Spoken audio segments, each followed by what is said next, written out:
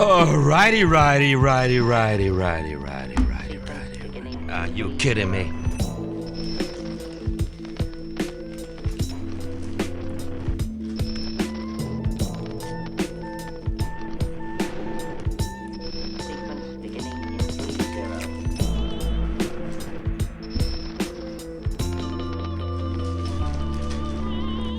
I'm so out of control, guys.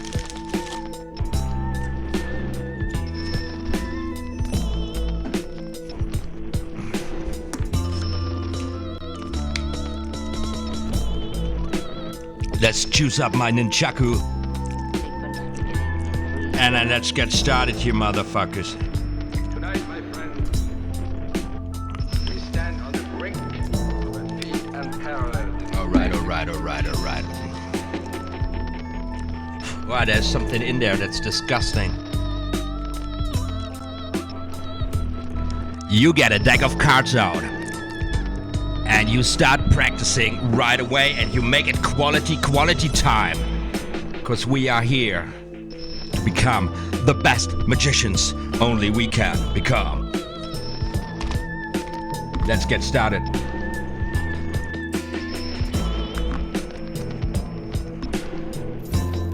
OTHMARIUS MAGIC. Like and subscribe. Hey there, kiddos, what's up? Oh, music is way too loud here again. Woohoo!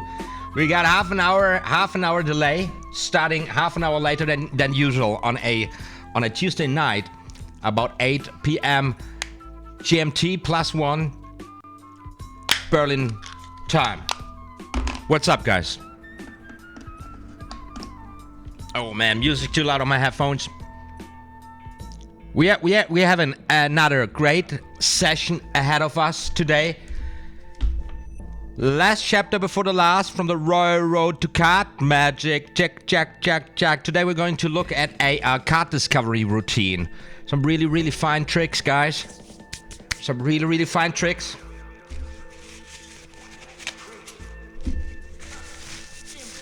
But before we get started,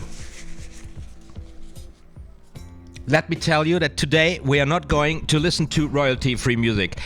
Today we're going to listen to the video of the week, right? To a DJ. You see the guy working right there on this side behind me right now? There's a sis video running right now in the back. He uploaded it a couple of days or yesterday. I don't know. I don't even know. And I came home.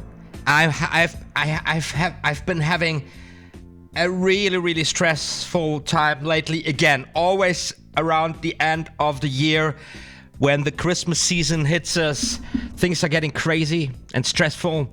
And today the universe, or this week the universe, threw some extra candy in it. As a matter of fact, my girlfriend today had a little surgery, an operation. I'm just coming from the hospital. And I'm feeling so good now. I'm so easy now. I was so troubled and so worried. You know, when the doctors say, you know, you should go to a hospital, and then you should have them pros in this field take a very much closer look at the specific thing I'm not sure about right now, and then everything goes super quickly, and you're going like, that is not good. That is, I don't like how this is going down now. So today it went from 1 week to today, and we're good, okay? And so I'm just like, yes, I'm okay, I'm easy now. That is really nice. So that's why I really had troubles like setting everything up. It was so close for me to cutting loose tonight, but no, we're going to do some card magic, guys. Anyways, so stressful week, and then I'm coming home, turning on my YouTube, and then I get this video in the back recommended, and this is a live set of in the summer. This year, of this DJ called Hugo Kant, like the philosopher Immanuel Kant, right? I don't know if that's the way he's pronounced, Hugo Kant. Anyways, and you're listening to the music of the guy right here, and he's jamming in this video. Such a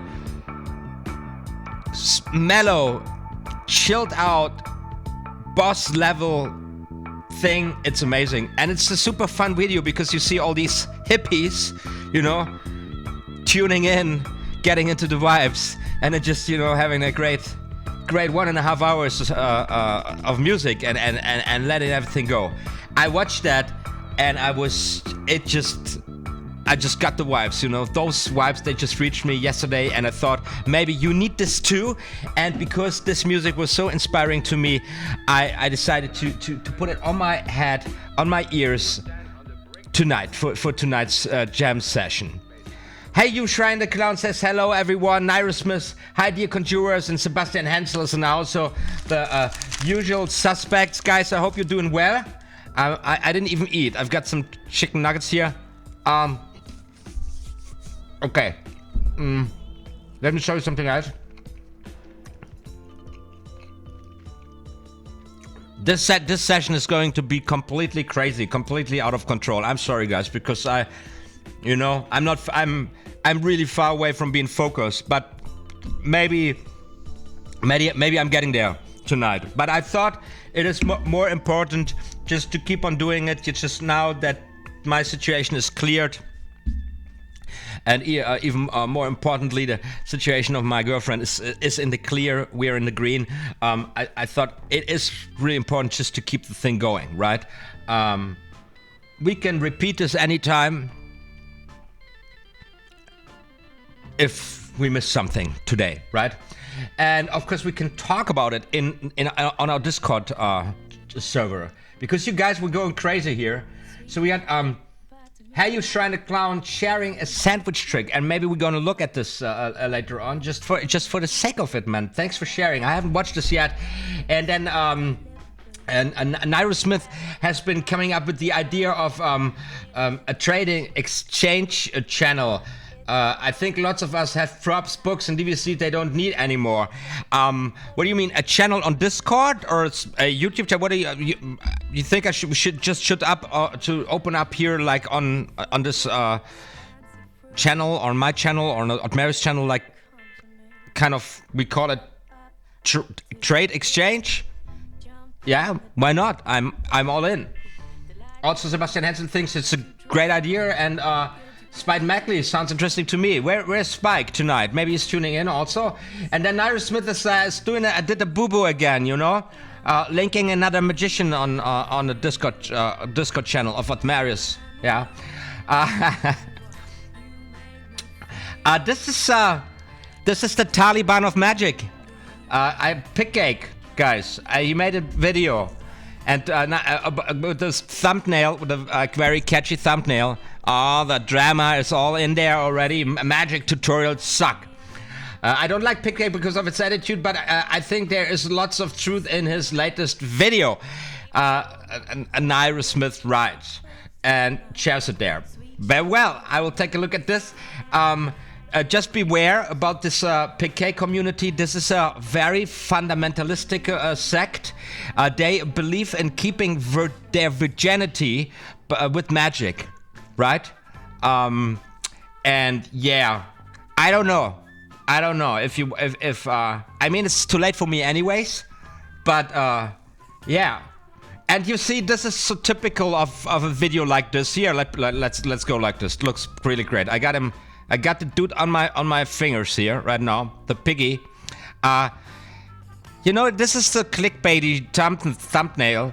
And we all need that today, because YouTube has changed so much. Without a catchy thumbnail, you can upload the greatest video ever. It will just not go anywhere. But of course, it's just clickbait, because, you know, and it's true, but it's not saying all the truth. You know, it just keeps something from you. The most important of it. If this thumbnail would have been magic tutorials suck, except those of OTHMARIUS Magic, this would have been something I could agree with. But like that, I'm not so sure. Frederick Barut is in the house. Hey, Frederick. Yeah, but you know what? Maybe I've got to watch it. And I mean, easy peasy. There's so much crap on YouTube, right? With magic, because there's a lot of kids interested in this hobby, and then they start with a YouTube channel. Uploading videos is super easy, but producing high quality videos is not so much. Not so much. I mean, look at my old stuff, and even look at some things that I'm uploading today. But hey, it's YouTube, you know? Okay. So, in case you don't know yet, guys, you can hook me up in the Discord chat and our Discord channel. Links in the info box. By the way, the link for the music we're listening to tonight in the background here, you will find the link also in the info box, as well as in the info cards. All relevant videos linked in the info cards as well as in the info box. Norbert Kulskar, good evening, everyone. How is everybody? I'm just okay right now. I'm just calming down. I experienced some stress today, and now it's getting better, you know? Oh man, the music is so great. Dutch king summoning Jan van Beck. The rest was Queen Elizabeth. Conquest is portrayed quite well by Kate Blanchett. Great actress. Wait, I may digress. Before that was pyramids and villages with pygmies. Yeah. Complex systems are living some fishing, some building, and oh my god. What the fuck? Oh my god. That is so disgusting. You notice when you eat a chicken nugget or something, and then you find something in there you don't want to have in there? That doesn't matter. Okay, what am I up to? Where are we here? Right, and then also I couldn't answer because of all the stress lately. I couldn't answer comments so much lately, and there's like, check this out. Look at this guy here. I hear this is Bobby K. Lee found the channel, I don't know, a week ago or something, and then he binge watched all my stuff and commenting a lot, very kind and pleasing comments. So Bobby K. Lee, thank you so much for your feedback.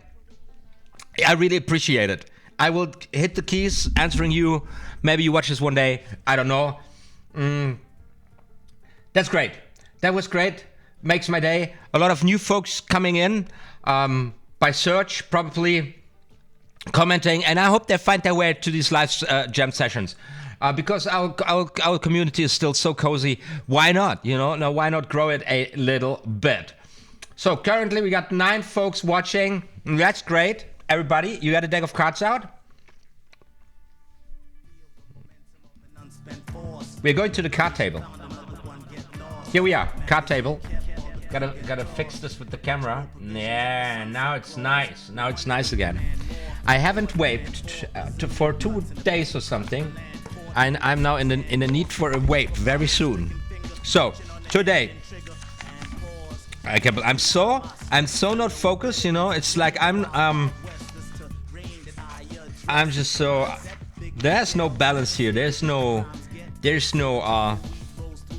mojo, there is no focus, there's no kung fu, there's just like, I'm like, I don't know, I can't even, finish a thought. It doesn't matter. I'm starting things like, no, I don't even know why I opened the book. Yeah, because we're doing a live stream on card magic. We are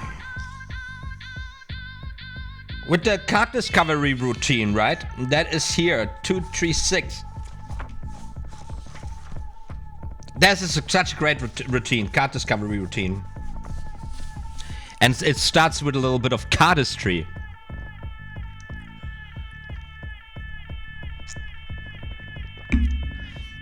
Here's one question I have before I get started. Do you guys read these chapters in advance, by the way? Or are you just like, if OTHMARIUS is reading and explaining everything, why should I put the effort in it? Is it like that, or are you like guys doing your homework? So time for my vape.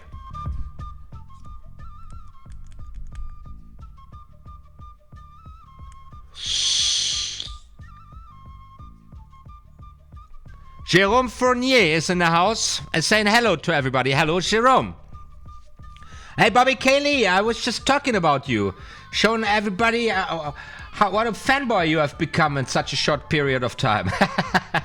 Welcome to the show. Welcome to the channel. Get a deck of cards out, start practicing, and then we make it quality time for everybody.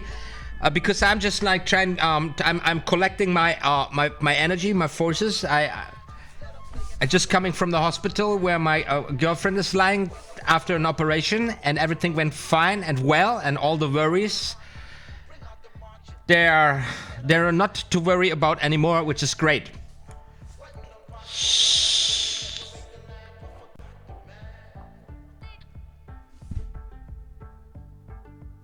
Okay, Fournier. Now I understand. But it's just your nickname because you're such a clever guy, or are you actually the in the basically in the community well-known Jérôme Fournier, who came up with this genius close-up mat?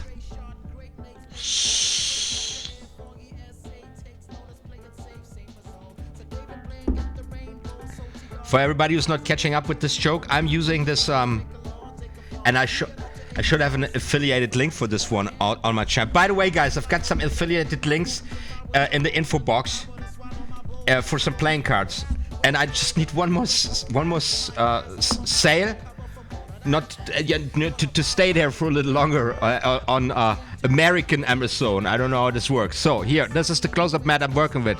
Fournier. It is wonderful. I love those mats. It's the best you can get for the price. Yeah.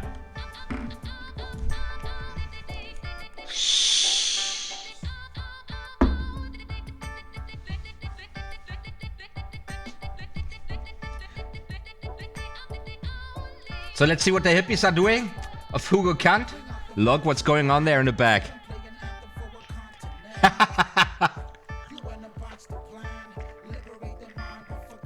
Like this totally meta, you know. This is like a live stream of a beach session. Of course, this is a recording. This is not live now. It's such an inspiration, such a great DJ. This guy is just amazing, absolutely fantastic. And you're gonna have a lot of. You gotta watch this video. Links in the info cards. You gotta watch this video. It's good. You know, I don't know how you do it. You know, fix yourself a drink, get stoned, or whatever it is you do to relax, and watch that video. It's just you will have a lot of fun. It's to see the people getting into the vibes. It's really funny. Some really lovely moments in there. Anyways. Okay, am I ready now to do this? To go to the card table? I don't know.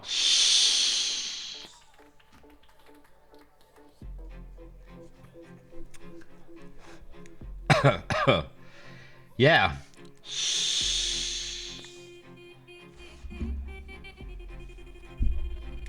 And this thing with the vaping, also just a little story time. We're not getting to the cards tonight. Like, I'm vaping a lot because I'm having super fun blowing all this dust into the air. And from what I know from smoking, from experience, if I would consume so much combustible tobacco, like I'm creating smoke with this, I wouldn't be able to breathe anymore, probably. This is crazy. It's like smoking without smoking.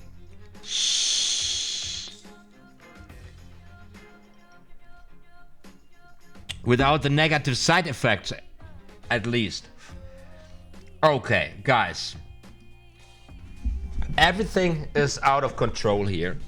I hope you still enjoy this.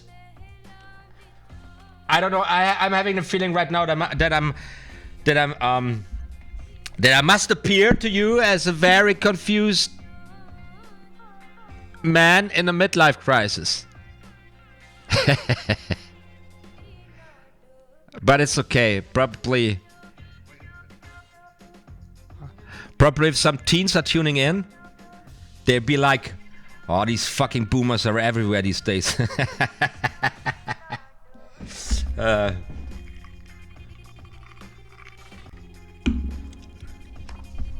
The card discovery routine. Hand the deck for shuffling, and when it has been returned to you, ribbon spread the cards on the table, turn them over, and gather them with a sweep. So far, so good, you command. Spring the cards from hand to hand, better and better. Perform the SHAL WE card, a perfect pack. I think it will give surprising results. So that's how we open this routine, and of course this is once again just a example by Hugat and Broe to you know how you get started with something. And I wrote here into the book, what are we going to do cardistry here right now or what? So what we have, let's with what deck I'm working here. Let's work here with the Copex, right?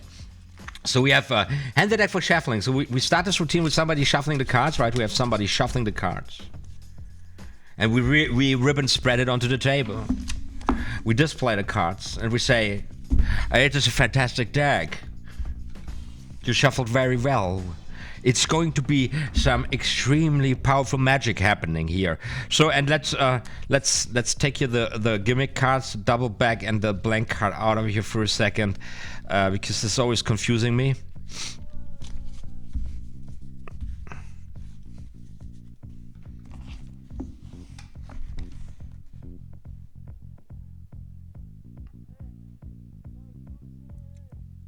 Spring the card from hand to hand. We spring then, and we're performing even a SHAL WE cut. Like, okay, so we show some fine skill. And you must understand, for layman, if you go for something like this, like this, like this, like this, like this, like this, and then like this, they think that you are a master god of cards. That blows their mind. See, you know, and of course, at a certain point when you're working on a table, you're doing things like this occasionally. Don't do too much, you know. Just a little spread, that's enough. You know? Remember when we talked about forcing? You say to the people, to the person you want to force the card to. Well, we got the 9 of diamonds, right? So we say to the person, I'm going to give you the cards, show you the cards, and you gotta be intuitive. Just go in there, reach in there, and then we will find your card, right? And then you go in there and then you create this motion where the person has no other choice but going for that one card you want to give them, the 9 of diamonds, right? So something like this helps really to get it started. Very nice. A spring, I call the spring the mother of all flourishes, right? It is just very, very, very, very powerful for laymen. And it's all you need, you know? And you don't need to go for these super large things you see on YouTube. Just a decent spring of this height does the job usually. And you can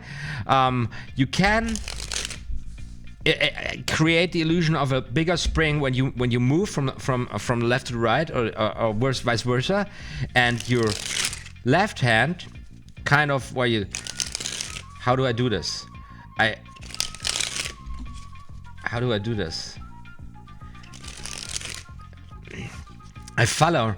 I open the hands and then I follow with my left hand to right hand while the right hand moves upwards. And this creates the illusion of a much bigger spring than just having it, you know, going from with the hands at the same position, basically. This one, right, versus this one. You see that? And the hands are always still pretty close together. Just a little tip here for this flourish. If you're a newbie, the spring, it's very, very useful. But much more important is the dribble. Dribble is much more important than the spring to me. It comes with so many applications.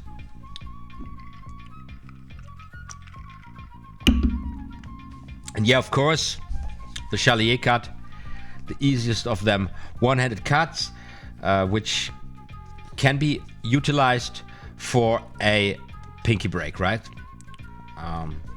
And then you control the card in any manner you desire, right? Very nice, very nice. Just warming up here a little bit, getting into the material.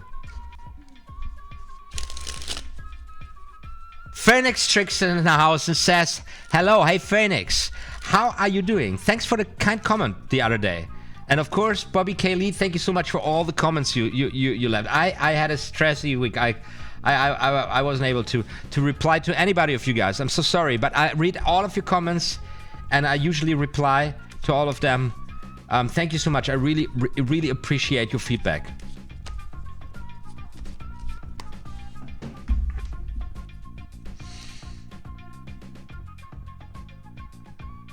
So now we have the first trick here in the routine.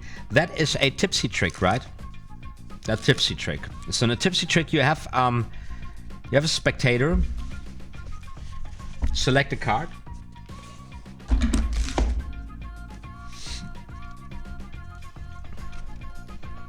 Any card. Let's say we have the 10 of clubs. We're working with the 10 of clubs. Any card can do the job. You have the spectator select the card, square the cards up, and then we go to kind of a shuffling routine.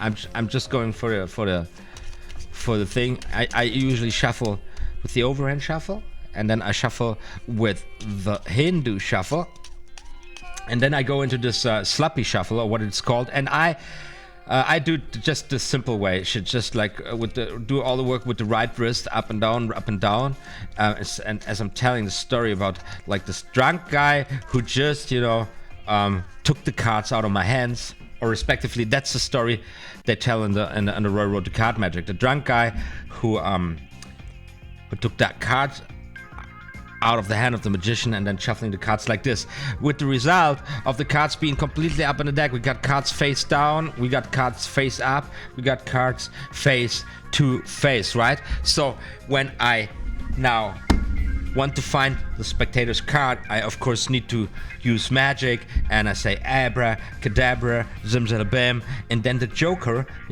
he just shows what's happening. Look at this. See that? See that? That is so crazy. And now, when we just go around, you will find we have one card here from all these cards that automatically reset themselves. There's one card, and it is the 10 of clubs. This is a super powerful trick. This is really, really powerful. It blows layman's minds. Now, I'm just teasing you guys a little bit here. So let's keep it rolling with the 10 of clubs. Now, no, that's the 9 of diamonds. So shuffling the cards, shuffling the cards, shuffling the cards. Always when you start with a trick like this, with a trick where any random card is used, a free selection, why not trying to force the card, right? This one, which one do you want to have? Of course, the one you want to have them. Why not? Why not just use the force in the situation? And now, for this trick, you need to control the card to the top, and basically you can do this in any way. I don't even know. I can't even remember how they do it here in the Royal Road to Card Magic. I usually use the invisible turnover pass, right? When I'm standing, because it's the easiest method. If I have a spectator card, you want to have this card, right? And then you just do it like that. Flashes from here, of course, but from a spectator's perspective, no biggie. And then you got it at the bottom of the deck. And it doesn't matter whether you control it to the top or to the bottom of the deck, because at the point where we right now, if we've taken all the advices of Fugate and Bure seriously, and if we are working our material, and if we are practicing the foundation, we are easily enabled to keep a target card at the bottom with the overhand shuffle or the Hindu shuffle, no biggie. And we of course easily can control the card to the top of the deck with the overhand shuffle, and of course control it or keep it in control at the top with the Hindu shuffle, right? 10 of clubs. That's the power, that's the magic. Now, I like to play this trick in this manner that I am telling a story about the Arnold Schwarzenegger. It's in my version, Arnold Schwarzenegger is taking the cards out of my hand, and I'm doing this Arnold Schwarzenegger impression, which is something whenever I try to do it, when I explain it, I lose it, but when I just perform the trick, it kind of works. And Arnold Schwarzenegger is kind of pushing me in this situation, in the story I'm telling. So this is a routine I like to do very much. I start with a topsy-turvy, with the topsy-turvy cards. You know, you guys remember the topsy-turvy cards maybe, where you have spectator stop you at any point in the deck, but it's not about the card he stopped at, it's about all the cards. We place them to the back of our hand, we place the other package on top of there, and now we got the situation where we have half of the deck face up and half of the deck face down. So no matter how many times I turn this around, it's always half face down, half face up, right? So now here's the magic spell. If I take a card from the center or from the portion with the cards face up and I add a little bit magic to it, you know, I just turn one card into pixie dust, and I pixie dust it onto the other card. You can see that all them cards, you know, reset themselves to normal.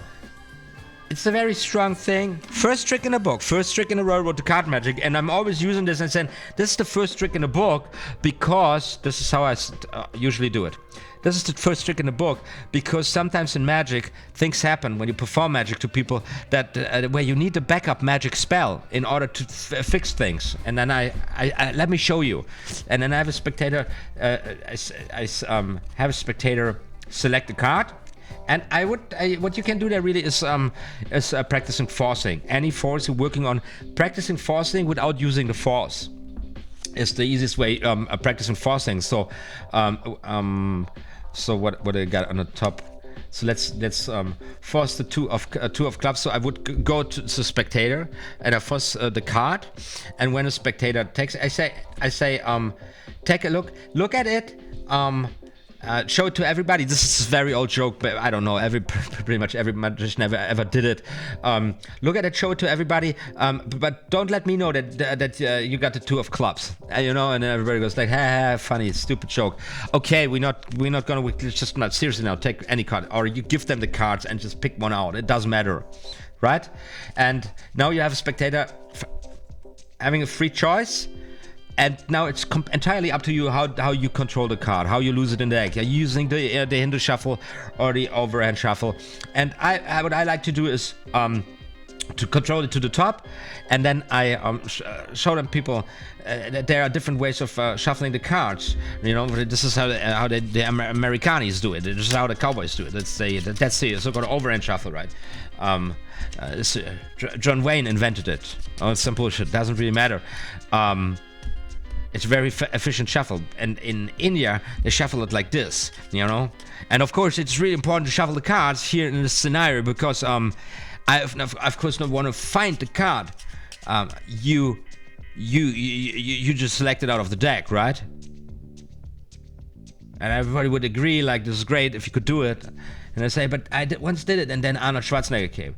And Arnold Schwarzenegger said, Mr. Magician, that is too easy. You have to push your limits. Give me the cards. And Arnold Schwarzenegger takes the cards away from me. And then he starts shuffling the cards like a real crazy person. You have to shuffle the cards like a real true champion, yeah? You don't compromise in life. You really mix the cards in all the opposite directions because that is how a champion shuffles the cards, not a pussy. Something like this. And then Arnold gives me the cards back. And I'm in this situation. So now I've got the cards. Of course, I got two blocks of cards, right? I've got the opposite situation right now, like in the topsy-turvy cards, without everybody knowing. And I've got the spectator's card at the bottom reversed. And then, again, when you show those two things, two backs here, you reverse this card, this package, put it on top of there, and thus placing the selection to the opposite of the whole pack. There are different ways of doing this. I like to just do a half pass, right? So when I come back, I immediately do it. Nobody ever busted me on this one like this. It's a little bit of nothing for the cameras really, but in a real life performance situations, you're done. And then of course you can show that all the cards magically reset themselves except for the card of the spectator, right? Can it be the spectator's card, the 2 of clubs? That's crazy. Here, there we go. By the way, from here, why not just, you know, do the second time? Controlling it, I lost it, and I keep on going. So what is the next thing here in this routine? The double speller. Right. We have a smash finish here today. We do the double speller now with 3 cards. We now have 3 audience members selected cards. Right? Spread the cards with a flourishing and say, will you take a card, sir? And you you too, sir.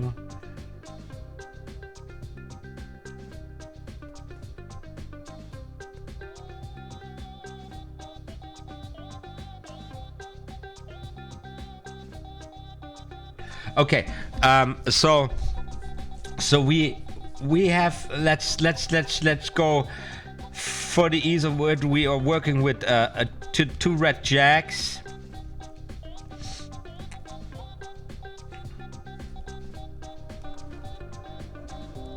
And a queen. These shall represent our spacatitadors. Yeah, the spectators have selected random cards. And in the scenario, if we start here with a tipsy trick, I would use with the card from the tipsy trick. I would just have 2 other spectators select more cards. Now, you need to create the illusion of having these 3 cards being completely lost in the deck. But at the same time, you want to control them to the top of the deck. And I believe here, in the Royal Road to Card Magic, they would have you shuffle the cards, and it's best to run just a small portion. You have the spectator place the card in there. You lift this package. You run another cards. You have a spectator put the cards in there, and you undercut, right? You do this one more time. Have a spectator put the card in here. Now you shuffle 1 card above. You in-jog. You undercut. You have an indifferent card and your target cards.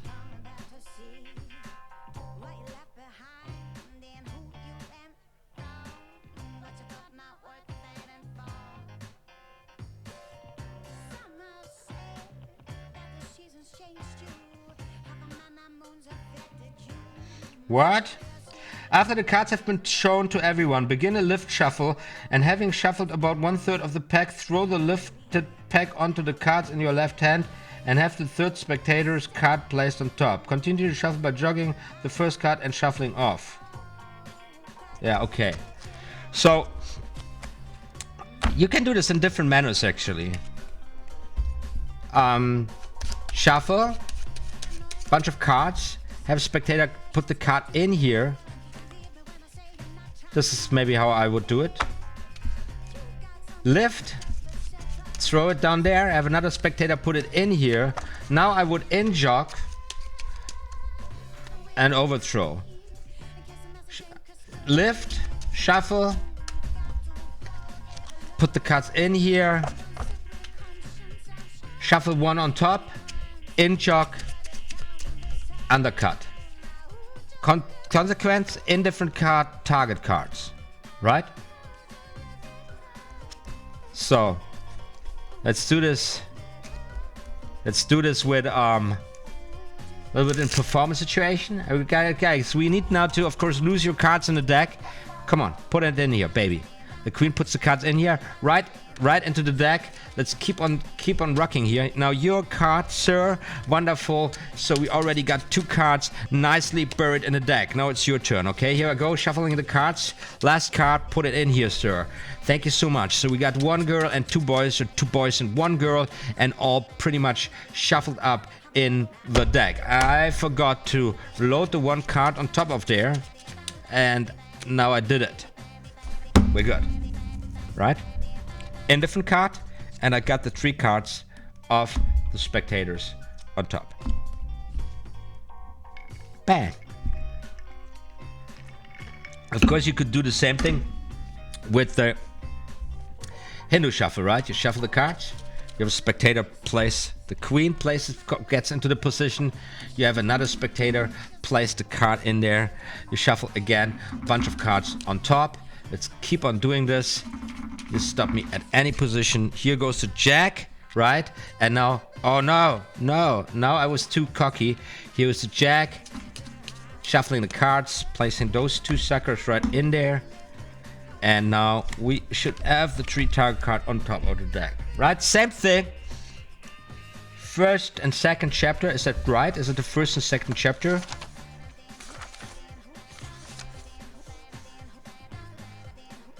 No, it's the first and the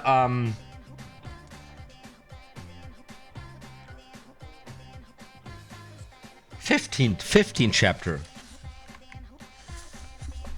The Magic Corner's in the house. Hello, Magic Corner. Now you see how valuable this whole thing about shuffling cards is. If you're serious about your card magic, you need to get the basic shuffling techniques at your fingertips. The overhand shuffle, at least. So with the overhand shuffle, you're able to do already this immensely powerful card magic of having 3 cards completely lost in the deck. Completely lost in the deck from a layman's perspective. And yet, in an intriguing way, you will find these 3 cards now as a magician. This is powerful stuff. And it's not so hard to do. It's hard to do. You need to practice to practice shuffling cards quite a while. You know, but that's just how it is. You just have to expect 2, 3, 4 years of practicing to get there. And this foundation, however, is going to be so rock solid. You will be having a great time.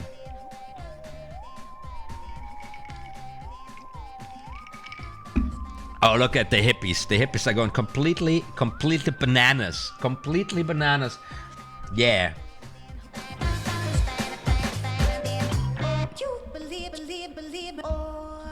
We are listening to Hugo Kant. This is something he uploaded. You will find the link in the info box down there next to the affiliated link to the Brave browser. That's the browser I'm browsing in online all the time. It's rocking amazing. Be part of the revolution, guys. Let's make some trouble for Google and Facebook and all these data thieves.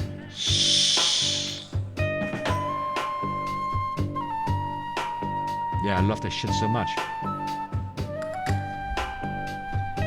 Look at those hippies.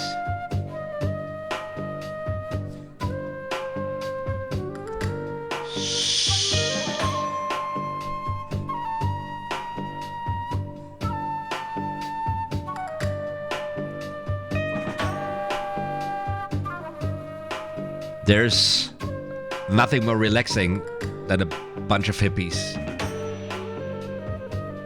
get loose on the flute, man.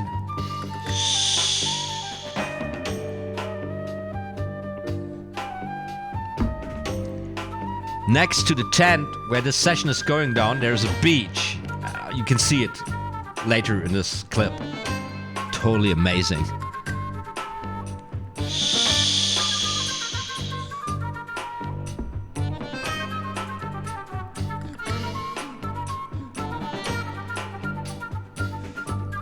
So the hippies are having a great time. Are you guys having a great time? Do you like this session so far? I've got to find this trick now, the double speller. It's on page 163 and following in the paperback version of the Royal Road to Card Magic, which was published in 1951 or 1952 or even 1948 by Jean Hogarth and Frederic Brouet.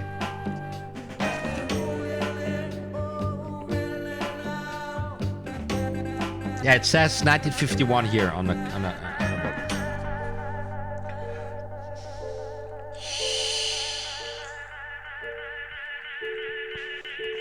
So in a double speller here on a Royal Road to Card Magic, they say, draw, have a spectator select a card, have the card replaced, control the card via the pass to the top, shuffle, placing one card above the spectator's card so that it's second from the top.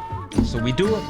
This is how they do it how they explain the trick. If you want to do it, the trick for one person, they say in the Royal Road to Card Magic, have the card selected, have it placed in the deck, pass it to the top, bring it second from the top with the overhand shuffle. Now, what I just showed you is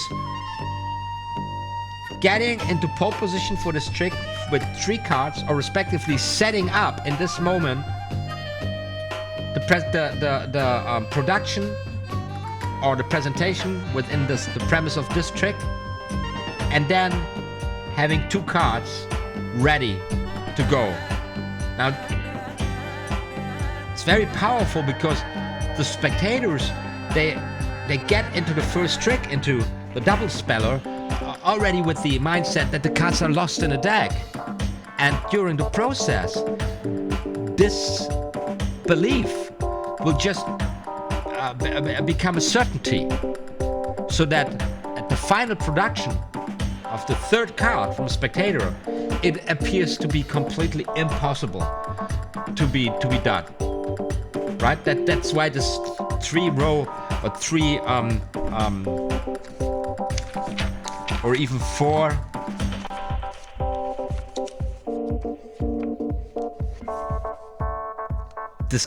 card discoveries are so freaking powerful.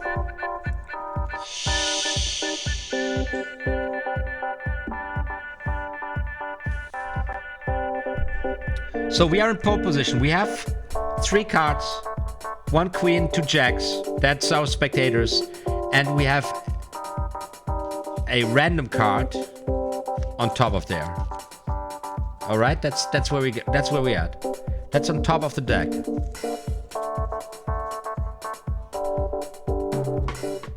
Sorry guys, the music has been super loud again all the time.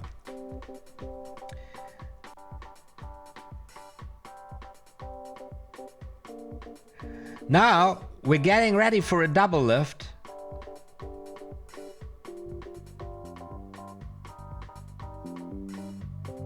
And we play this little game that we find the card.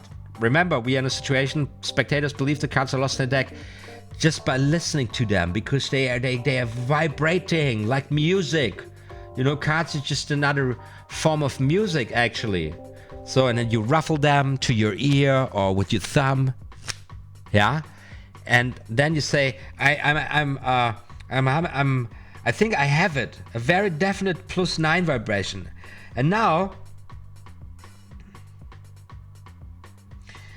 we create a pinky break under the second of the top while we turn over the indifferent card, right? And also this is a technique we should be familiar with. Something very powerful technique you will find yourself using all the freaking time. All right, going to the card table here.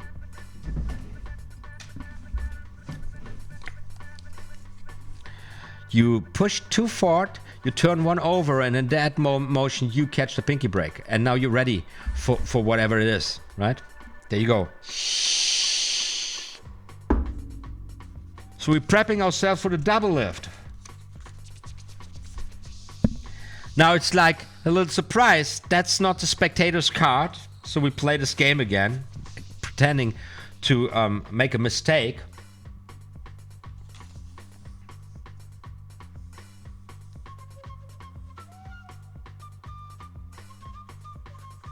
And now we perform a double lift card reversal. Method B described on page 144.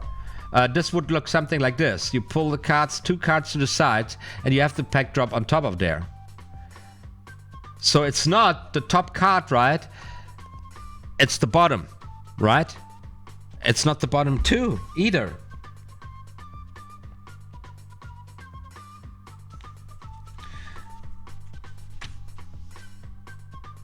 Now we pretend to square up the cards on the table and thus glimpsing the spectator's card at the top of the deck, right? With this little maneuver, we brought the spectator's card face up on top of the deck. That's the whole setup here. So we glimpse it.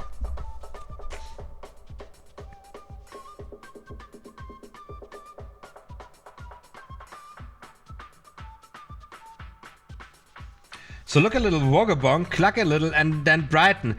I'll find it another way. Wrap the pack on the table as if to square it, with the face cards toward the spectator at the time. Yeah, so let us see the face. Hold the pack face upwards in your left hand and thumb through the cards as if in search for the proper one. What? Wait a second here.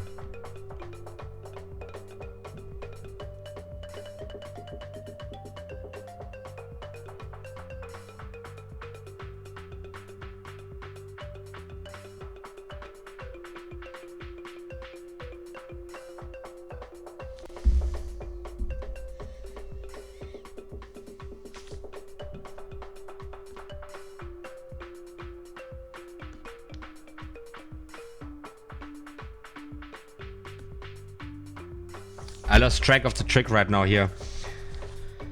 Square the pack and then chosen card is reversed at the top. That is to say, it is the lowermost card as you hold the deck face upwards in the left hand. Explain your action in turning the pack by saying, hopefully, I know it isn't a bottom card either. That's just what I just said. The spectator naturally says that it isn't. Look a little vagabond, cluck a little, and then brighten. I'll find another way. Wrap the pack on the table as if to square it, with the faces of the cards towards the spectator, at the same time glimpsing the worst card at the top, which will be facing you. Let us say it is the Ace of Hearts. We got the Jack of Diamonds here right now, right? Hold the pack face upwards in your left hand and thumb through the cards as if in search for the proper one. Actually, push one card into the right hand. Okay, and so what we do then is, so we say the Jack of Diamonds. Jack of Diamonds, and we go like now. Place those cards to the bottom of the deck, right?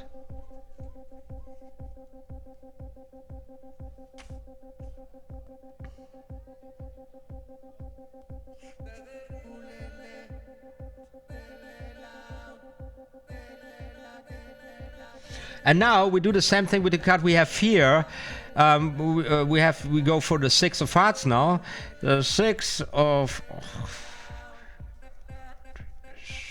And also place this at the bottom of the deck. Turn the pack face downwards, saying, just as I thought, a very difficult trick, but I have succeeded at last. I give the pack a tiny shake, and your card rises to a new position in the pack, which enables me to do this. Deal 1 card for each letter as you spell out the name of the second card. Now you go and you say, where were we? Like 6 of Hearts? Was it 6 of Hearts? 6 of Hearts. Turn around, 6 of Hearts. Your card? Oh, it's not your card? I know how this works. You gotta do this with your own card. Here, go ahead and you give the pack to the spectator, and the spectator says my card was the Jack of Diamonds. So deal it down. So he goes for J-A-C. What? J-A-C-K-O-F Diamonds. And the Jack of Diamonds appears face up in the deck. Spectator's blown away. Take the card. Give me the rest of the deck. spectator holds his card. It's super cool. You take all the other cards, place them at the bottom of the deck, and we still have our setup. One indifferent card and 2 cards on top of the deck. The double speller. So the double speller is a trick I have my problems with, because you are like kind of in the mode that you don't find the cards all the time, basically, of the whole trick. So you really got to make this work for you. You know, you got to really pretend for it to happen. And as you just can see, I don't have this at my fingertips. I never performed this really. So the effect doesn't clearly show, and you really have to imagine how this could, how the impact could be on your audience, on your onlookers. And you really have to really get into this role or into this little play that that this is very difficult now for you to find a card. But since we are in this premise, since we started with losing 3 cards, 3 spectators cards in the deck, it can be very believable. You can pull this off very believable, that you're now in distress, that you now just like missed it and you don't find the card. But you really have to play this really well. And this is a little bit tricky about this one. So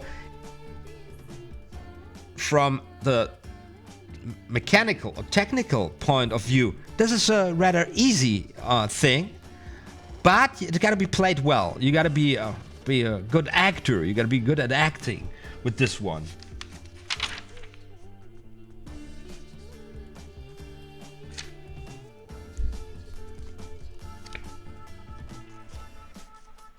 So let's just go through this one more time a little bit. So we have the cards shuffled and everything. Says it could be a good opener to a new audience who has no confidence in you. Look what's going on with the hippies. That's right. That's a good idea, you know.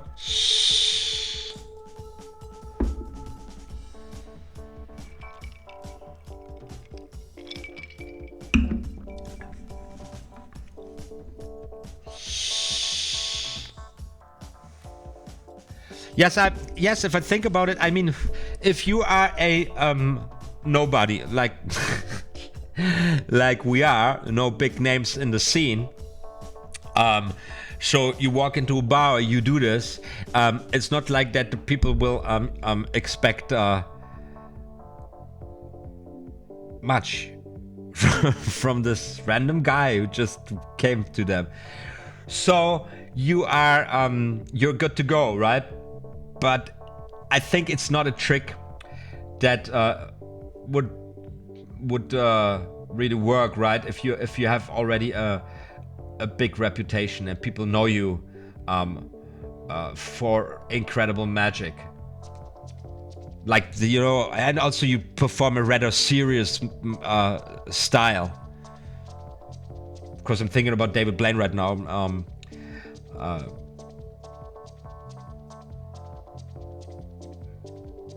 Nobody buys it from the guy that he does not find the card, right?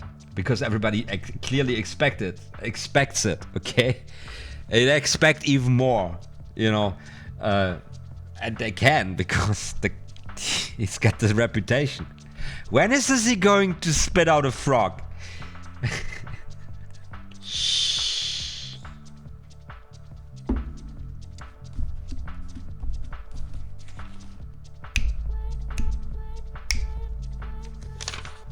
Okay. Like also the language here, a little look a little woebegone. Look a little woebegone, cluck a little, and then brighten.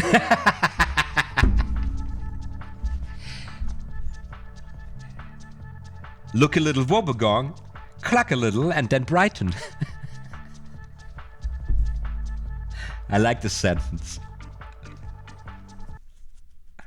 I take this at a serious life advice, you know, when people talking about like super serious stuff and what to learn, what to do in difficult situations, and you say, look a little woebegone, cluck a little, and then brighten.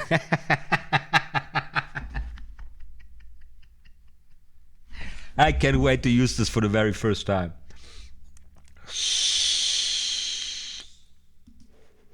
So not much going on in the chat. Currently we got 6 folks watching. Guys, it's a privilege doing this with you together. We had a max of 15, and then we had a huge drop down to 3 viewers. I don't know, couple of minutes ago. Is everybody with me? Am I too confused tonight? I don't know. Let's go to the next trick.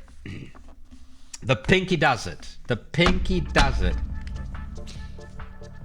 Now, I added a link into the info cards for a version of the rising card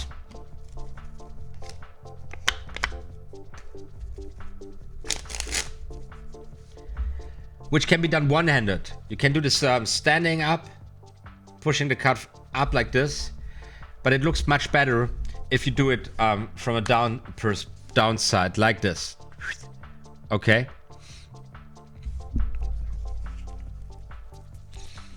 Shuffle again, using the lift shuffle, then execute the riffle shuffle. Yeah, now I lost them cards. Reading the same thing. It's funny. What cards do we have here? It doesn't matter. We brought out a jack, so we still have a queen and a jack. And accidentally right now here, I'm having this on top of the deck. I get all the queens and all the jacks on top of the deck. And now I did the greatest mistake you can do. I'm not sharp tonight. I'm not sharp. I admit it. Now I missed the greatest thing. Accidentally, I got those jacks here, and now I could have fooled you guys. I just could have, thrown all the queens and jacks at you. I missed that opportunity. Doesn't matter. So lift shuffle, then execute a riffle shuffle, and finally the palm cut, retaining the 2 cards in position. Yeah. Whatever. So a little bit of false shuffling, false cutting here, in order to get into the position to hammer it in their heads again that the card is lost, and then you have it magically appear from the deck, the second spectator's card. That's it. That's all there is to it. Find the tutorial of this thing here with this video in the info cards, because what I show you there is I'm showing you a way of pulling a color change, pulling the card out during a color change. So you have a jack of diamonds here, and as you come to grab him, it takes into the jack of diamonds, right? What? Yeah, of course. That's how you roll, and then you give the jack of diamonds to the queen. There you go, 2 cards. Very nice to bring it out. And then you could easily, of course, do this. You could say, okay, you could just do, how could you do this? You could,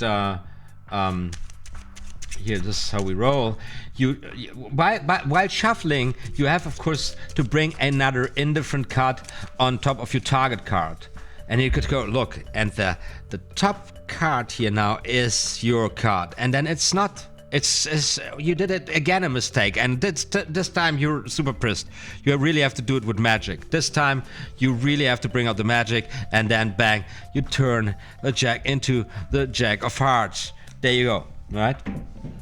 Or you use the beautiful pop-up version where you present, oh no, I missed it, pop-up trick where you bring the card out like this, right? There you go. And now we are up for the smash finish, and I love it. The smash finish is so super. It is super. I love this production so much.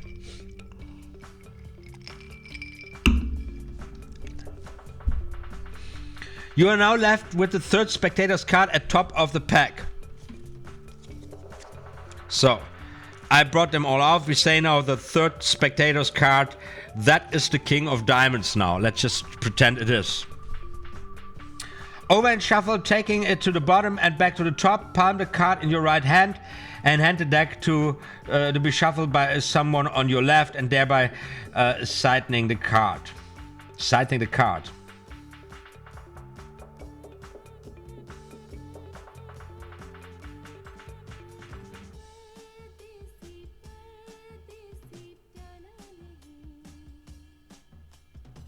Right, so you have the king at the top of the deck. You palm the card, or you palm it from the bottom if that is what's better for you, right? Go into a Tenkai palm maybe. Doesn't really matter. You hand the cards to spectator. You have the spectator shuffle the cards, and then you instruct him to hold the cards between thumb and fingers, and no matter how he holds the cards, you take the cards away with your left hand. Bring the hands together, transfer basically the deck from the left hand to the right hand, thus placing the card back on top of there. And the reason you do it is because you will use your left hand again to show the spectator, come on, hold your hand like this, and then you take the spectator's hand and you kind of, form it the way you want to have it. So you have the cards in the palm, classic palm, maybe give the spectator the cards, have them shuffle the cards, say to the spectator, now hold the cards between your fingers and the thumb, and no matter how he holds it, you go in with your left hand, you take the cards away from him, you transfer the cards into your right hand, you come with your left hand back to his hand, and you start molding around with it. Yokomen 0581 is in the house.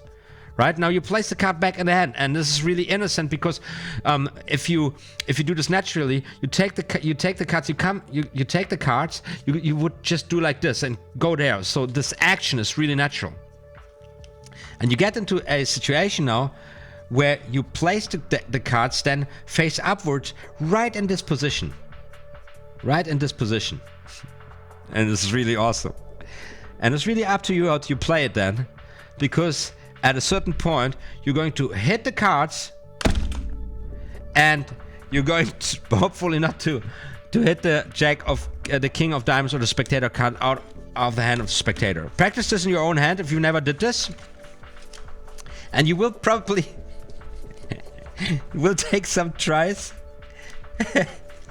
with your audience member. If the spectator holds the cards clipped between thumb and mainly index finger like this, and you lightly tap here against the right corner, something like this happens. And usually, it's only the spectator's card that stays in the hand of the spectator. This is how it's supposed to look like. So no matter what card is on top of the deck, Queen of Hearts,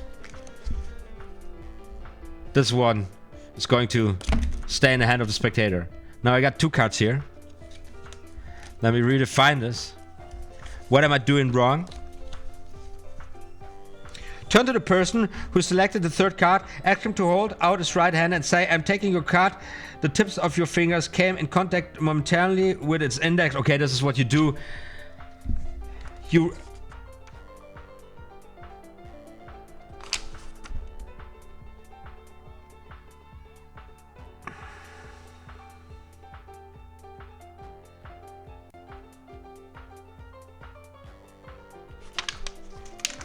What?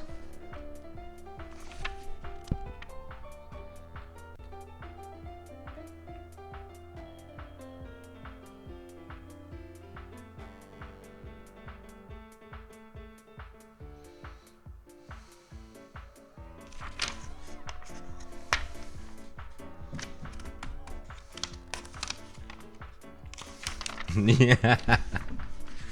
I thought for a second right now I'm going bananas because the sides of the book wouldn't open up properly. So what I would jump from page 243 to 246, and I was going like, what the fuck?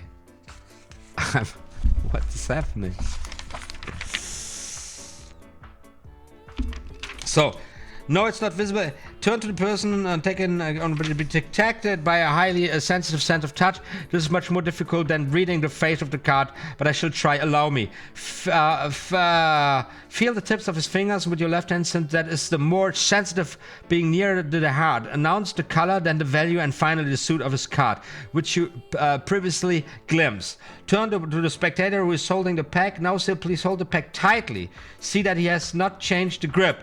His thumb near the inner, tightly. His thumb near the inner end and his fingers producing under the pack, and suddenly strike the pack with the sharp downward blow. So here, I'm not getting the result I wanted. And I'm confused, because when I tried it the other day, there was no problem. Now I'm keeping all these cards. Why? I wonder. So I guess this is something where you gotta play it bold to get there. Let me try this again. Maybe.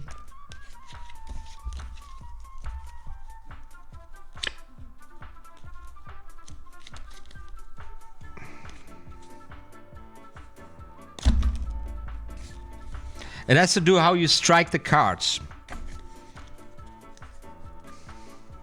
Give this a try. Practice this. 2 cards.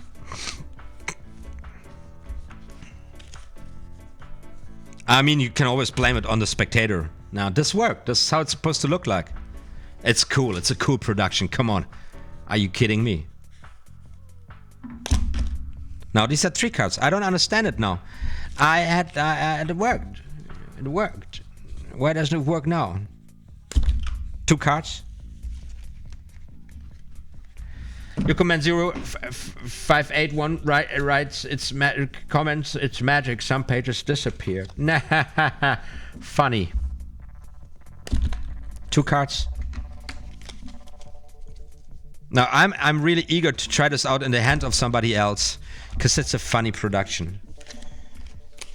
Maybe I'm not striking hard enough. I see myself ending up where I did in the situation, you know, you build up a lot of tension and a lot of climate, you know, and now that's the final thing, and then you just smack the cards to the ground and say fuck you and walk away. And it's like, this guy was the shittiest magician we ever experienced. He just would, you know, hit us with the cards. I need to keep on trying this right now. Why isn't that working? Is anybody a clue? Is anybody experienced with this crazy thing?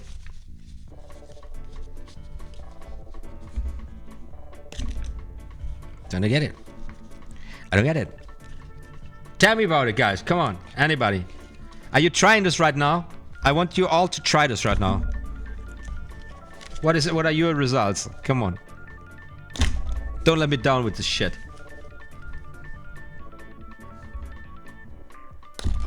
Yeah, you say try not putting strength in holding the cards. I'm trying this, but the thing is, the cards are being held by the spectator. So now I imagine somebody trying to find what it is. It's crazy. I had it.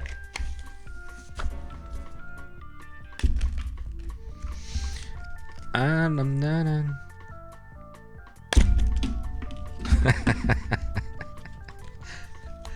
by the way, I made some progress in ruining this deck. I'm getting there. It's an incredibly long-lasting deck. Aha. Since you place the cards in your hands, maybe this helps. This one, this tilty thing, like this. No.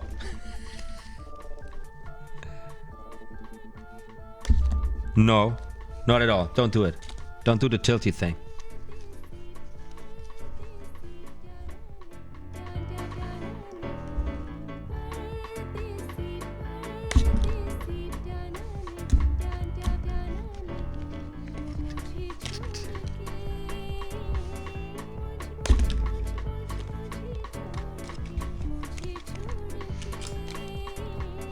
things like pointless practicing this because the spectator's holding the cards anyways. Now I'm just like I'm practicing here my slapping skills. I'm down to 2 cards between the fingertips, but you get the point. You know what's happening. So when somebody clips, it's like this discard production here. Reminds me of discard production, where you have 2 cards like this. I always do it like this, and then ram. Yeah, just flick it. What do you mean by flicking, mate? Flick it. Flick it. Yeah, that's what I'm doing. Am I not flicking it? Like, okay, I've tried to flick it.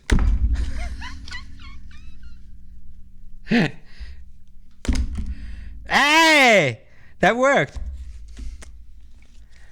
Okay, and I believe we're done with this great music. We're done with the hippies in the background, are we? Let's check it out. Yes, it was a great session by Hugo Kant, a DJ, absolutely fantastic. Blew my mind. So we are in here for 1 hour 15 minutes, and I would say let's go to our Discord and let's see here a sandwich performance by no, what we got here? Hey You the Clown.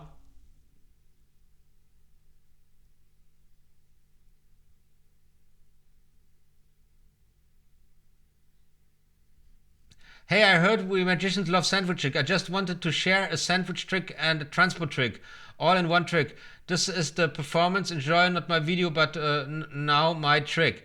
Not the same trick from Roy Road, but that how I find this trick. Okay, let's take a look at this. Whatever. What did you link here?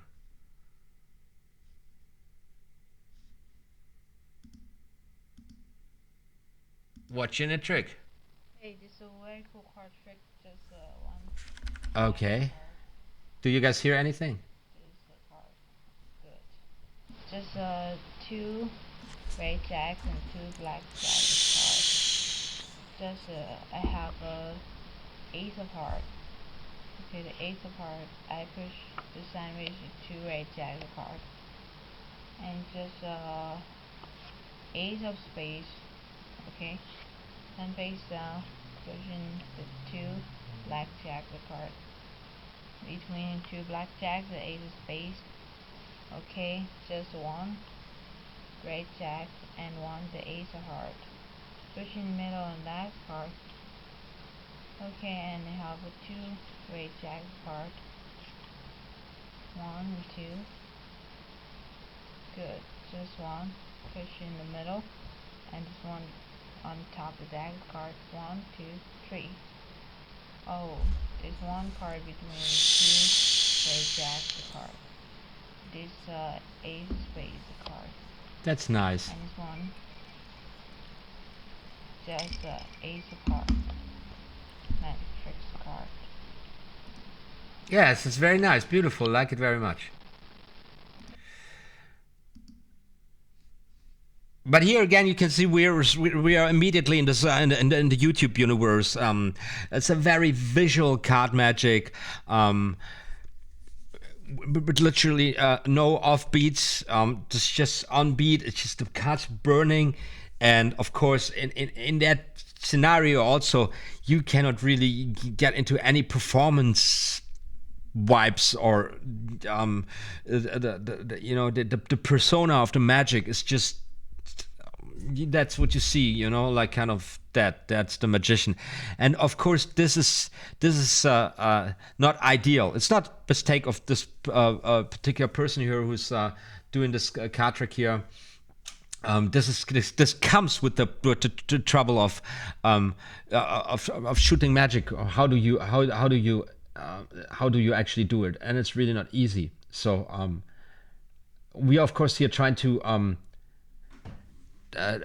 we are studying and training and analyzing tricks with this very clear focus on live performance situations, where you actually don't want to have just this situation where the cards just burn. with the camera. You know, you can't look anywhere else. You know. And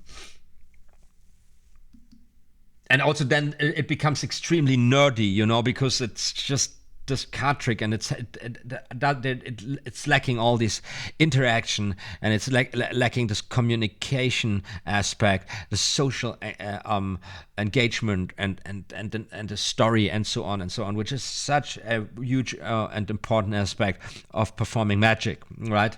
Just always keep this in mind when you look at the magic on the YouTube. Alrighty, right. So let's check out. Let's see what the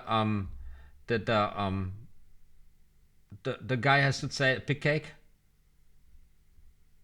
Oh, it's this is how long. we do things in the 21st century here on Pick Cake. All right, we have a cameraman that doesn't even exist. We have a camera that's following my movement. It doesn't matter where I go in the room; it's gonna follow me. Okay, this is too long for me right now. I'm gonna watch this later, because this. I don't have time for this right now. Watch this later. Okay. So, back without music for a second here. Back to the table. Just as summing this up, we got 8 folks watching right now. So great you're with me here. So we have this card discovery routine. Right, we have this tipsy trick, and then we have a double. We basically have a 3 cards lost in the deck, and then the 3 cards are discovered in a different manner. So basically, we have the same effect here, and the same effect, but the routine still tries to, you know. To give it as much variation as possible. So we have this double speller situation where the magician seemingly is in a jeopardy, can't find the card really, but then the card does show why, because actually true magic happens, and the spectator deals down the name of his card, and the card shows up face up in the deck. That is very beautiful, very strong. So the deck goes into the hands of the spectator at this point. This motive comes back here at the smash finish. The hands of the spectator gets the cards back again and again. The card shows in the hands of the spectators, but this time with this funny thing where you slap the cards.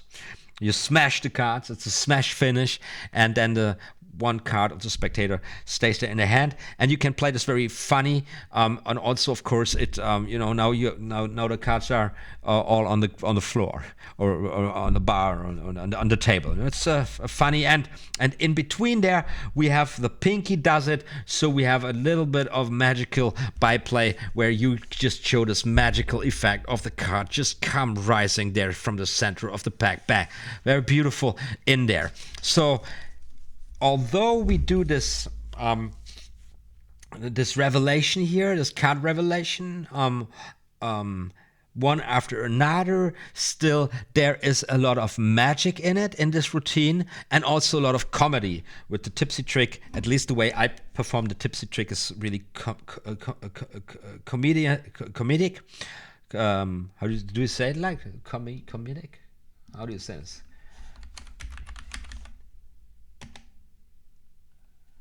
Funny. It's funny. I don't want to say funny, but anyways. Yet you can bring a lot of magic in there. And of course, if we design routines, if we work out our own little acts, we always, a little bit like alchemists, and trying some ingredients into the formula, trying to create the best presentation, the best act, the best performance of magic that we can perform, right? That we can handle also. It's just another beautiful example of how to build a routine here. It's basically a very beautiful offer by Hugat and Broe here. They are doing a lot of work for us, and if we now add this to the roll licking routine we talked about yesterday, with the roll licking routine and with this card discovery routine, you know, maybe you can create something new for yourself. So you can build something that gets your creativity flowing, because it's really important at this point here in our studies to get creative within the whole process from the very beginning. And we are now really engaging with our imagination. We are really imagining us, how we perform, the reactions of the audience. Does this work? How do we connect the pieces? And you will go out really loaded, you know, you will go out with a lot of expectations and with a lot of interest. Does this actually work the way I imagined it? And every time you perform, every time you make this incredible experience with your audience, it's because magic is not only an incredible experience for the audience usually, it's also for the magician as well. And at least at the beginning, at least for those who do not do this professionally, who have to be ready and who have done their routines thousands and thousands and thousands of times, and who can really predict their audience, you know. Also this happens, but this is really a different talk, you know. You must have done this for a very long time to just see a crowd and know exactly how it's going down, because believe it or not, people are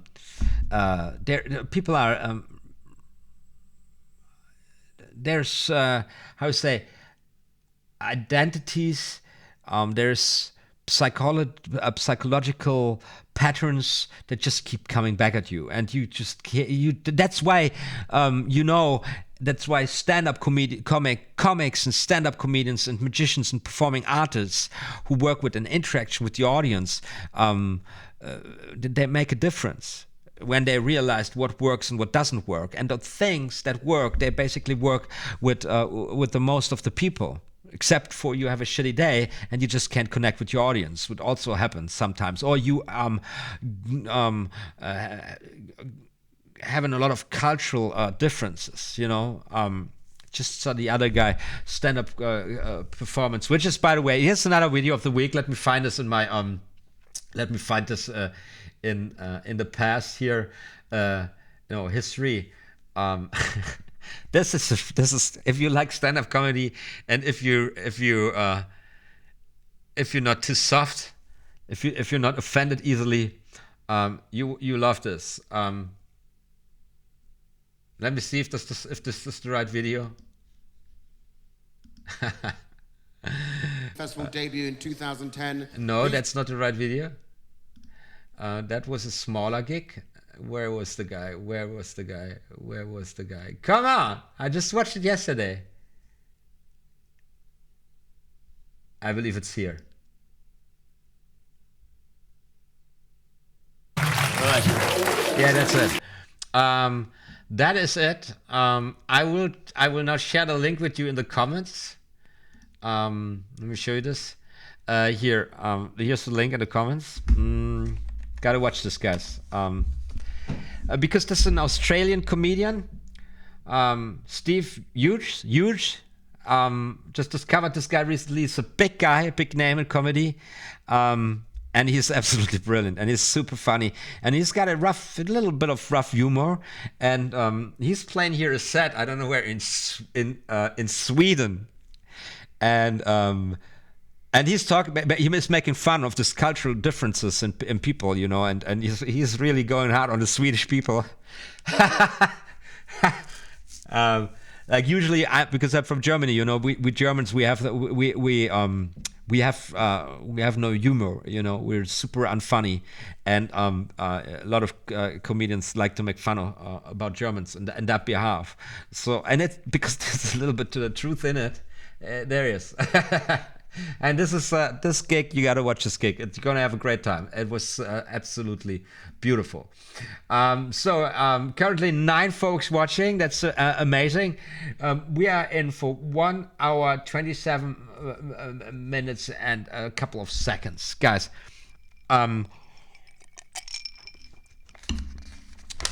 We're not all done here. But just to tease you, next week we are going to the RoyAL routine. We got the 7s, writing wrong, the acrobatic aces, top change, byplay, and the ambitious card. And that is the last routine. Right? Am I right? Yeah, we're in here, couple more tricks, and we got a lot of material at our hands, right? At this point in time. Absolutely fantastic. I'm looking forward to doing this with you. Once again, all the links you need to catch up on what's going down here on my channel right now, you find in the info cards as well as in the info box. And of course, a big shout out and big thank you once again to the Maniacs. That's what we call ourselves. Hooking up on our Discord channel, link in the info box. Guys, your pledges on Patreon mean a lot to me. You're rocking awesome, and you're the reason why all of this is going down. And yes, I'm still alive in 2019. I made it against all odds through this year as a YouTuber. Broadcasting from Europe with all the changes of the algorithm, changes on YouTube, changes in Europe, all the madness that's going on. Absolutely fantastic that we're still here. I'm having a blast of a time. So let's turn on some more good music of the royalty-free planet. By the way, I'm using here the Brave browser. The Brave browser is an absolute fantastic web browser. If you haven't heard about this sucker, you just wrap your heads around this one. It's beautiful, it's fast, it's slick. It comes with an inbuilt ad blocker, comes with an inbuilt firewall, comes with an inbuilt crypto wallet. This thing is super neat. All the info's in the info box, very much at the bottom. There you also find the links for where I'm going next, and that is the royalty-free planet site on YouTube, and do. And if you want to buy some cards, you will find also some affiliated links in the info box. Would be helping me out a lot using one of those links. Because otherwise I'm gonna be out of the Amazon associate program before I know it. But I don't care so much anyways. I mean, fucking Jeff Bezos is so freaking rich. Is he the richest man who has ever walked the planet? He is, isn't he? It's so perverted, this world. Anyways, not getting into politics now. So I'm going here now to royalty-free planet, and we're gonna play everything synthwave because that is the best playlist in my opinion here. Play it all. That's right.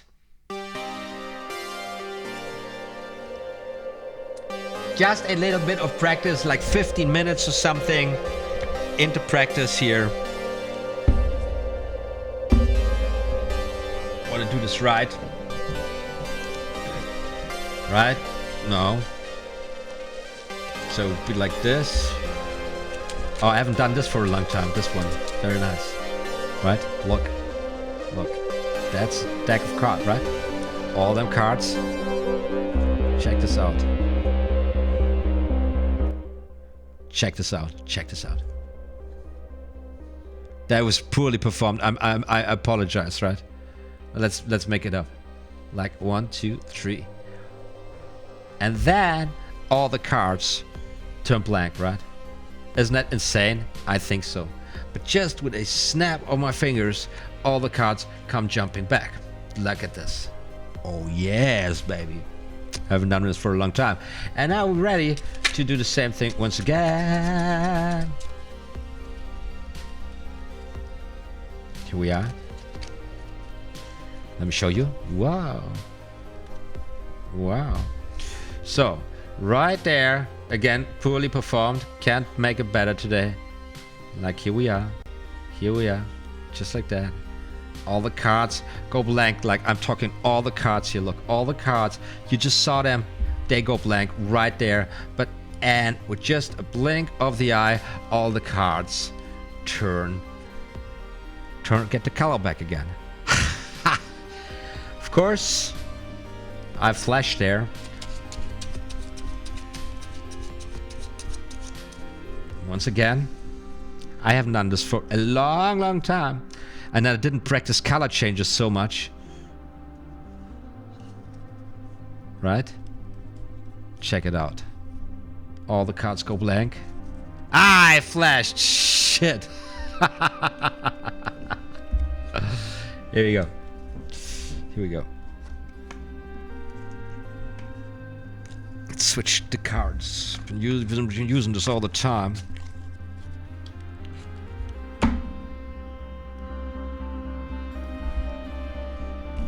Taking the bees out. I'm taking the bees out, bitches. So who's still with me, guys? Who's with me for this little practice session? Do you guys have your cards out? Are you practicing? Who's with me? Come on.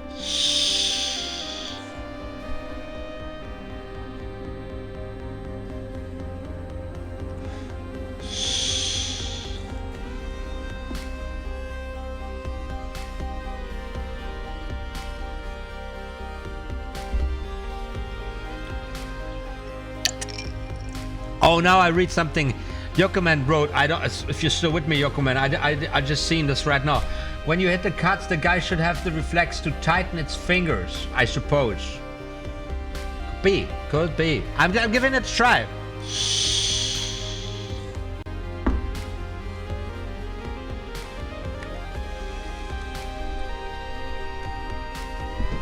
Franz K is in the house. Franz, what is up?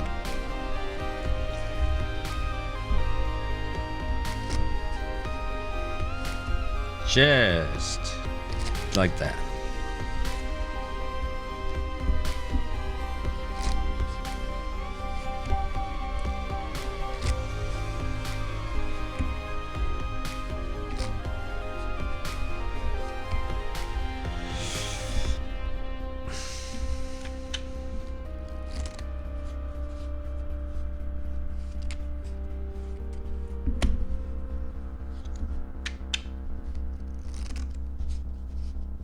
Really nice, really nice. Sebastian Hensel in house too. That's great.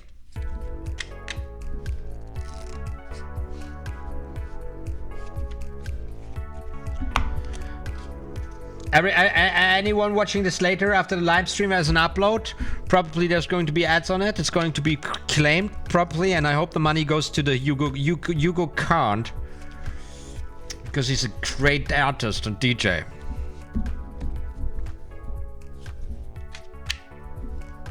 And I've been using his music today in the background.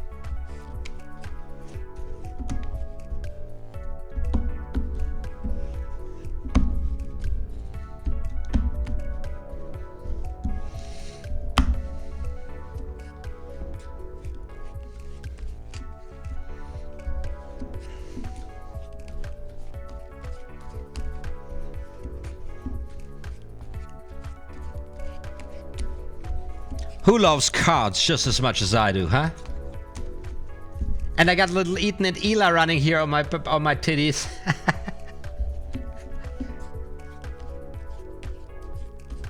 I heard they bought a villa for 9 million euros or dollars. I wrote it on Twitter. People got upset. Ethan and Ela are bourgeois now.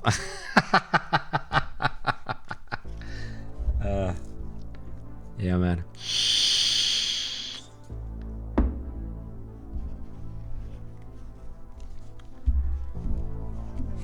Just a little bit up to the ladder here. And that's the one that gives me the most trouble in ever. It's crazy. This thing is, I'm so insecure with it. I need to get this finally under control. I don't know what's happening.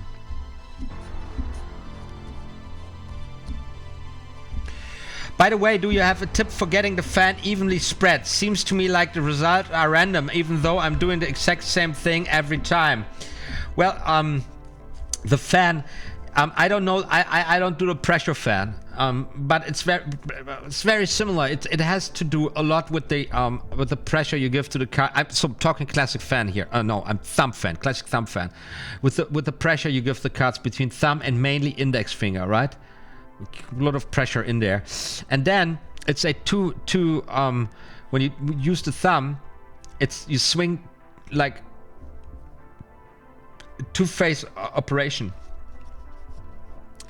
Bend the cards down a little bit and bend them to the side. So it's not so much the thumb gliding, but the cards, you know, over the pivot point of thumb and index finger, going into this even fan actually. And now from this position, see, you can bend the cards here a little bit again. Here, go here, bend it a little bit, just a little bit, and just swing your thumb down again. And there you go. You get a good result. Now you just bring this into one smooth motion, and there you get your fan. And this is true for all the fans. This is also when you do the backhand fan. It's the same thing. It's a bitch. Yeah. It's really a sensitive matter, delicate matter of the right balance. But you get there eventually. It's not necessarily easier with a brand new deck, rather than with the deck that's just working well. Also, the same thing for the classic fan, which looks something like this.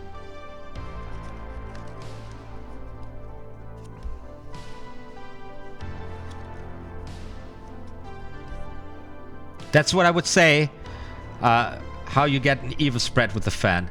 And of course, this is also true for the giant fan, right? From when we come from a Pharaoh shuffle, right? We're in this position. So now we fan the cards at the same position. It's just the same thing. Giant fan. Doesn't it look lovely with these cards? Right? Very, very nice. It's a little bonus for you guys asking if you can pull off these moves out here. This is my way of positioning a key card. Really fancy. I glimpse now the bottom card. Right? So I have a spectator pick a card from the giant fan. Spectator picks any card. In case I forgot my key card, I have another chance now to glimpse the key card with the shuffle. I give them one false cut, right? And then I ask the spectator to cut the card right in there. Cuts the card right in there. And what we got here? The 9 of hearts. And I'm placing my key card, the Jack of hearts, on top of there. Ta-da! Now I can do everything. The key card. What did we say? Jack of hearts. Oh, I'm so tired. Can't even find the Jack of... Wow! What happened? Anyways. Pharaoh shuffle. Glimpsing the bottom card. Spectator selects a card. Bottom card, 6 of hearts. Have the spectator cut the cards. Cut the cards. That's what I did wrong. It goes like this. And then place the sucker in there. Very most dramatic, I agree. Extremely dramatic, super over the top way to position a key card.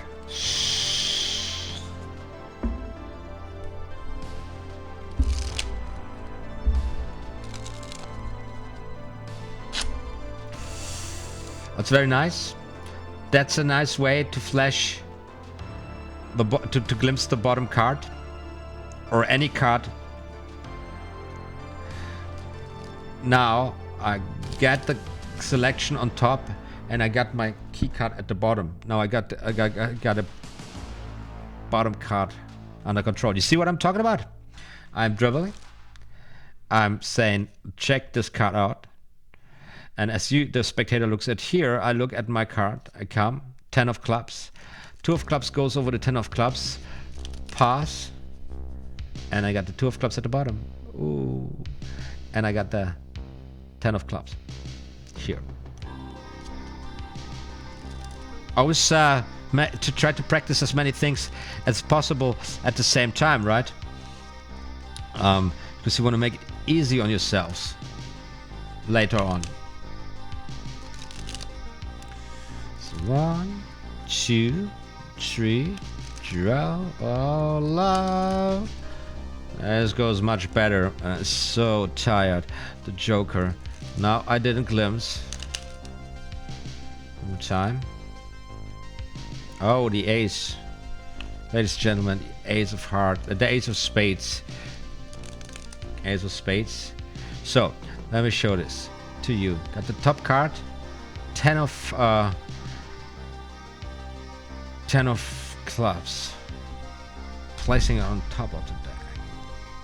There, not on top of the deck. And then I go peekaboo, and we get the ace on the table. No fucking way. I'm so tired, guys. It's unbelievable. The stress. No, I'm feeling the stress. You know when you have a peak stress peak, and then everything turns out fine, and you're like, okay, good. We're not going there. We're not jumping into the shithole now. Great, I like it. And then the stress relief, and then you're super tired. You come home and say, that was close. That was close to I was very close to this, to participate on this fuckery. But no, I'm not, and we're very thankful. Yeah.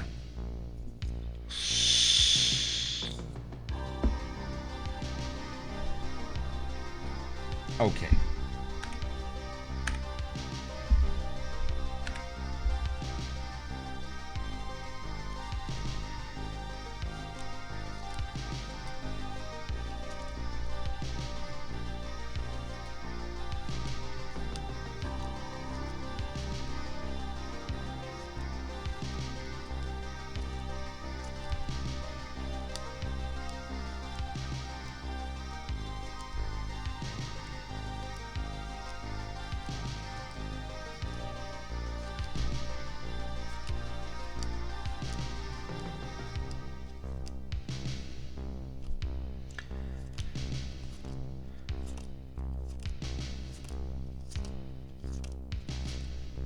Thank you so much for all the engagement in the Discord channel this week, guys. I really appreciate it. Let me check this out. So we had a Nairo Smith sharing this pick cake video, and then Hey You the Clown sharing this transposition effect. And then Nairo Smith also coming up with the idea of getting a trade and exchange channel. Sure, why not? We're gonna do this. I'm gonna open this up here the other day when I've got time. And then there's another guy who came into the channel, Yoko. Great. So thank you so much for the participation on Discord. That's rocking awesome. And of course, you can always contact me also via Patreon if you like, right? No worries. Or any video comment, I read them all, even if I don't reply to all of them, or last week any of them.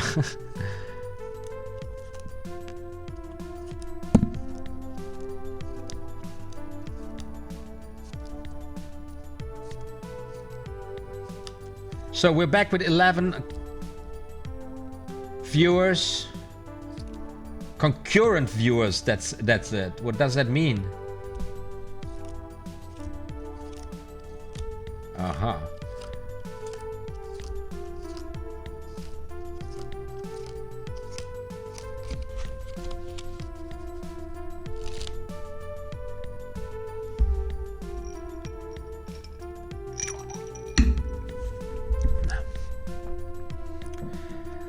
So tell me, what are you practicing?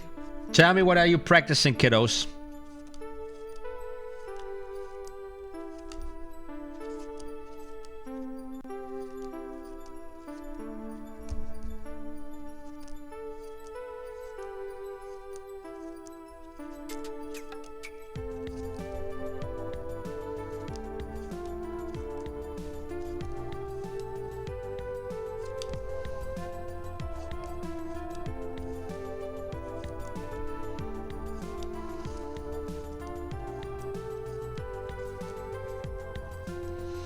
And by the way, I made up my mind. We're going to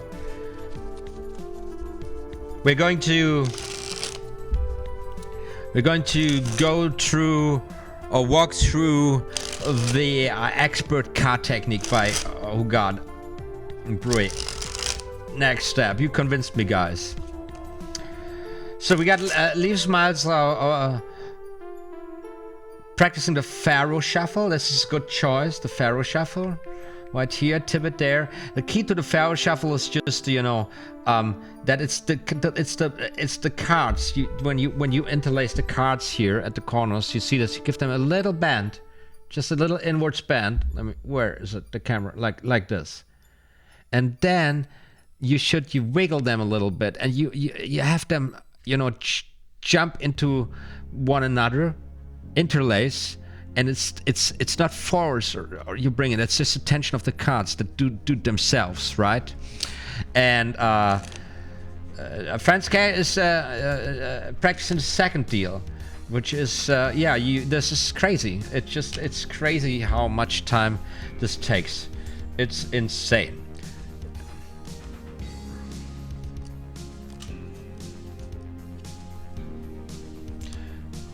Yokoman 0581 says he's too tired to practice.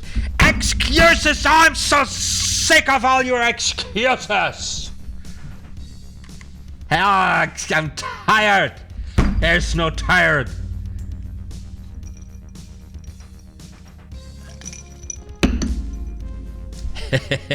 I'm sorry. Sometimes?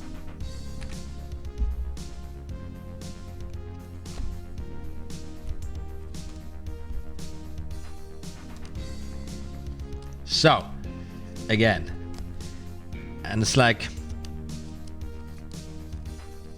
I'm so on the verge of this. I'm kind of, you know, it's like I'm at this point where I'm like, I'm bored doing this. I'm not excited anymore. The progress I'm making is so slow, and I feel like I need to put so much more effort into this. And then again, it's just a matter of time, you know, and I don't know. It's hard. It's like how you say this, lange Atem. You need to be so consistent. You need to be so persistent. Is that the right word? Ausdauernd. Let me check this out. Ausdauernd. Persistent, yeah. You gotta be persistent, man. How did the perfect shower? The perfect fire comes just man, here's no angle to just show you. Yeah, well, maybe like this. Here is that this the angle?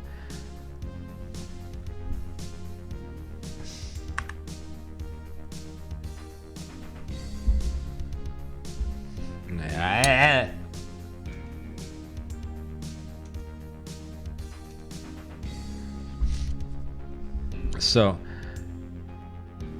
breaking the package in half, and oh man, this now when you align them right here, right?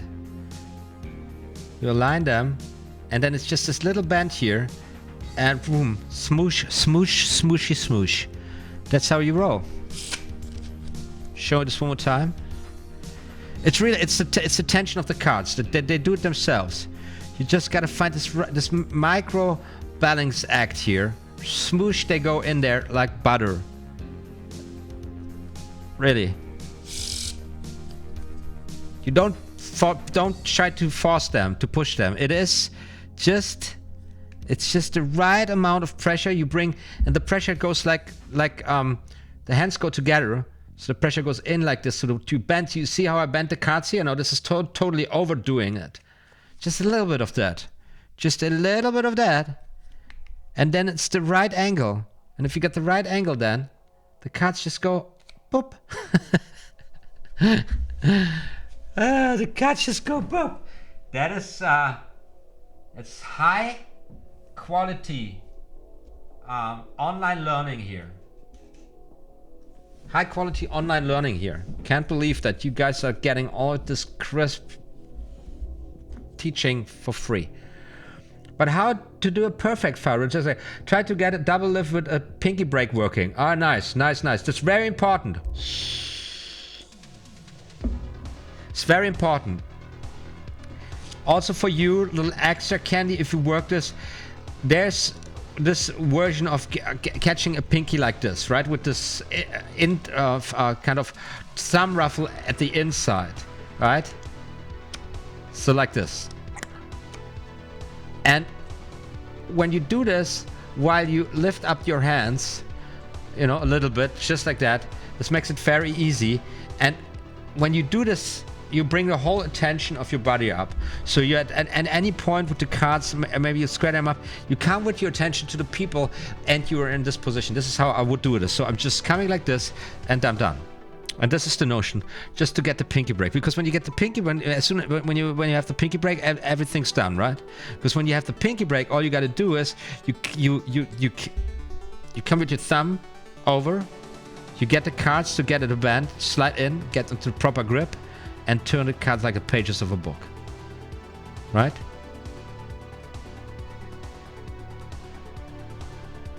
Just like that, and just like that. And if you want to have a pinky break with this pushover, also that requires a little bit of practice to get this at your fingertips, but eventually it will come to you. And this is also, I readjust this then when I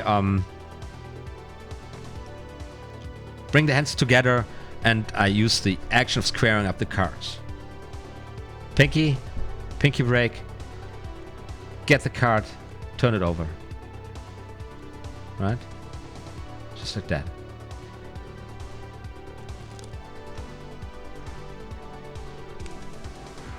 How you trying? The clown says I can't do the fire shuffle.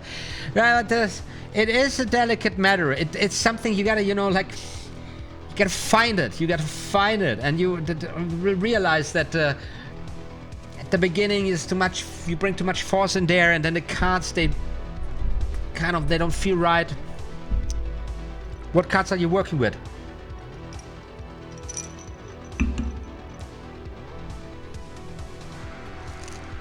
I still use the method described in the expert card tech with the buckle. I don't even know this, mate. The buckle?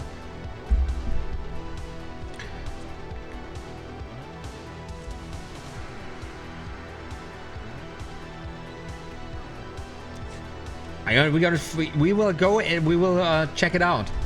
I mean, at the end of the day, it's whatever works for you, right? That's important.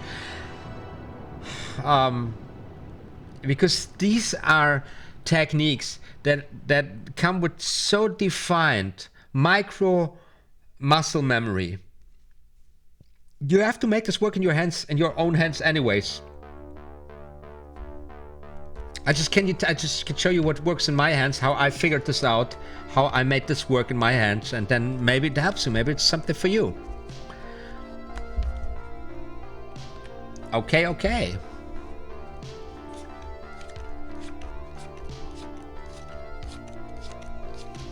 A Maverick. I never had them. I never had Mavericks, I believe. Oh, wait. No, I'm too lazy to look if I have them. Let me see.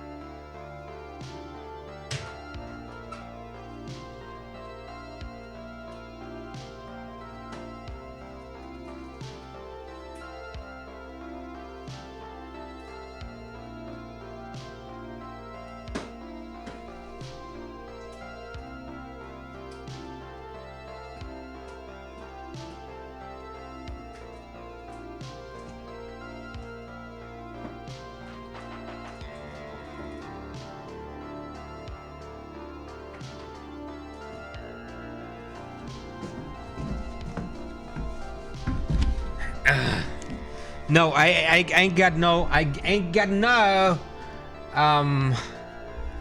Ain't got no Mavericks, man. But I got some Hoyle, and I got a Mohawk, plastic coated. Like, give those suckers a try. Look at this, very old deck, very ugly deck, very plastic coated. Let me see. Yeah, okay.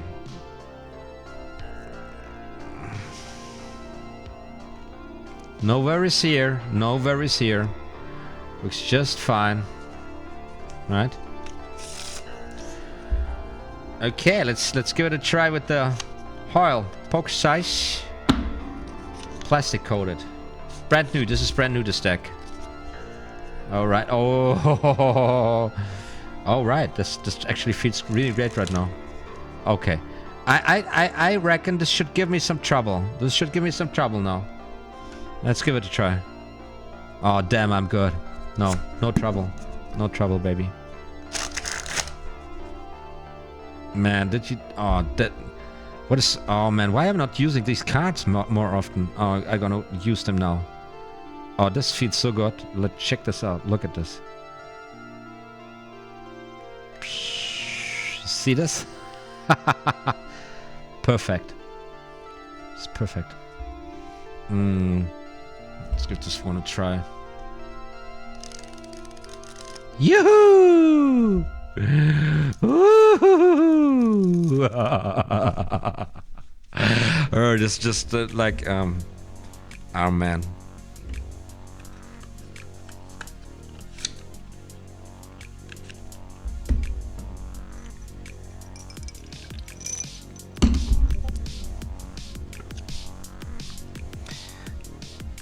Okay.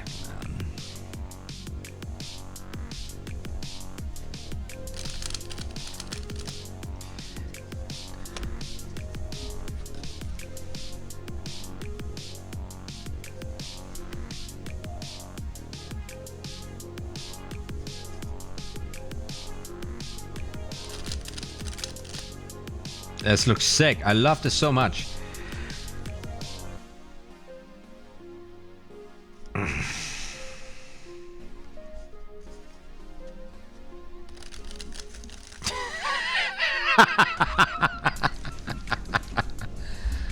Alright. Meet me at CardistryCon, motherfuckers.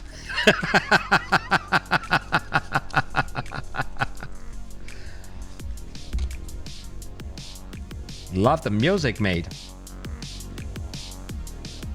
Are you having a great time? Oh, I'm getting into practice here right now.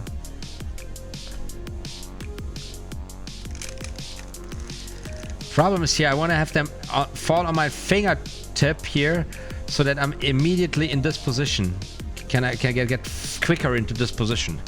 Anyways, let's do some bottom dealing here now. Oh, these cards are so slippery right now, that's crazy.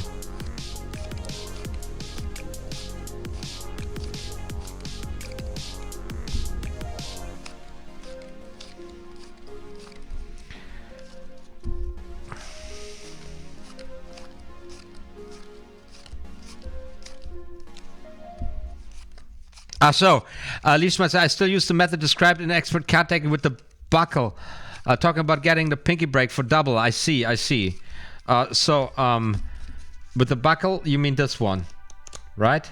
With the thumb, or is there another technique I'm not aware about? Because this is really solid. This is like the most working magicians I know of use this.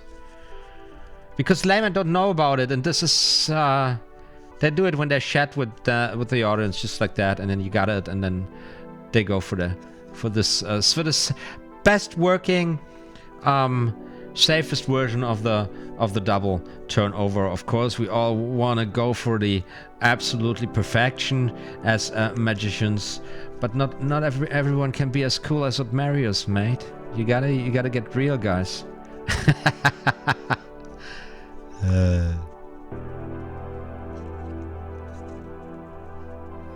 Just one of these ugly cards. What is this? Play by the rules. Whatever, man.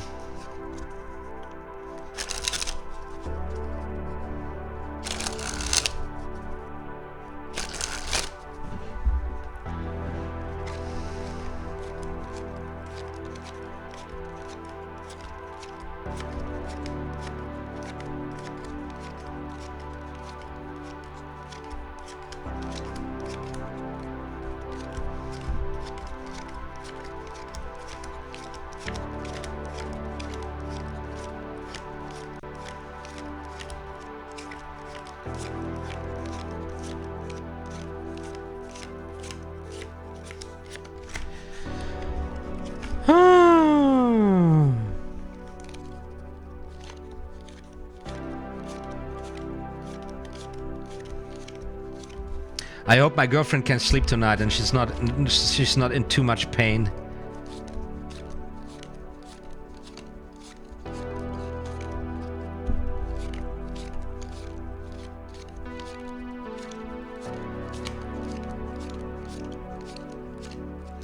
But what's the best thing? Bringing out these cards. That's super fun.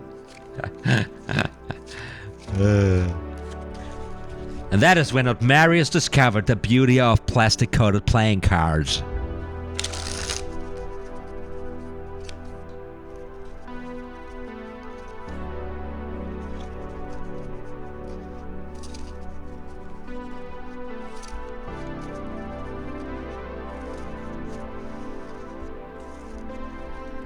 Now I'm having a problem, you know. I'm having a problem. Here's my problem. I still have enough playing cards, so I don't need to buy myself new ones for Christmas.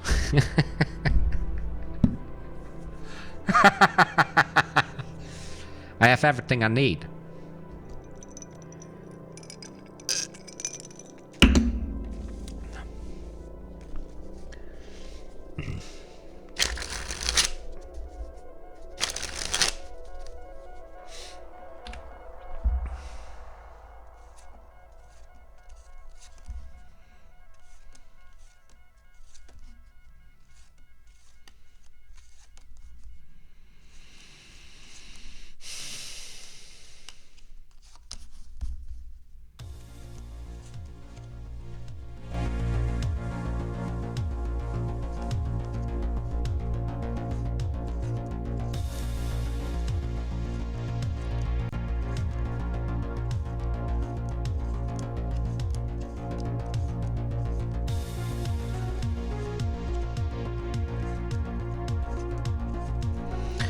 What a crazy session.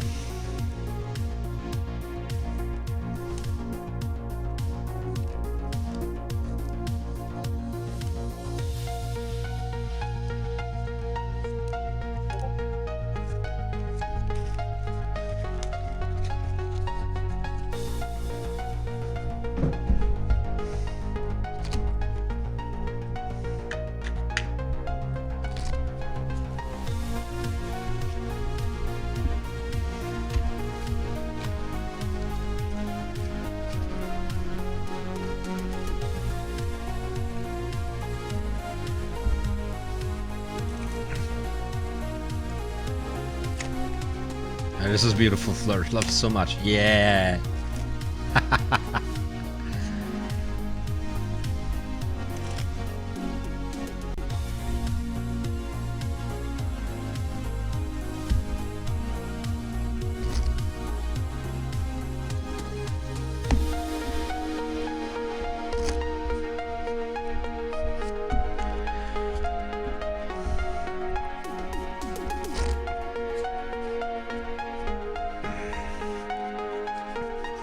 Just raffle the cards, get to the 2, get your pinky in there. Looks like this from exposed view, can't even show you, looks like this.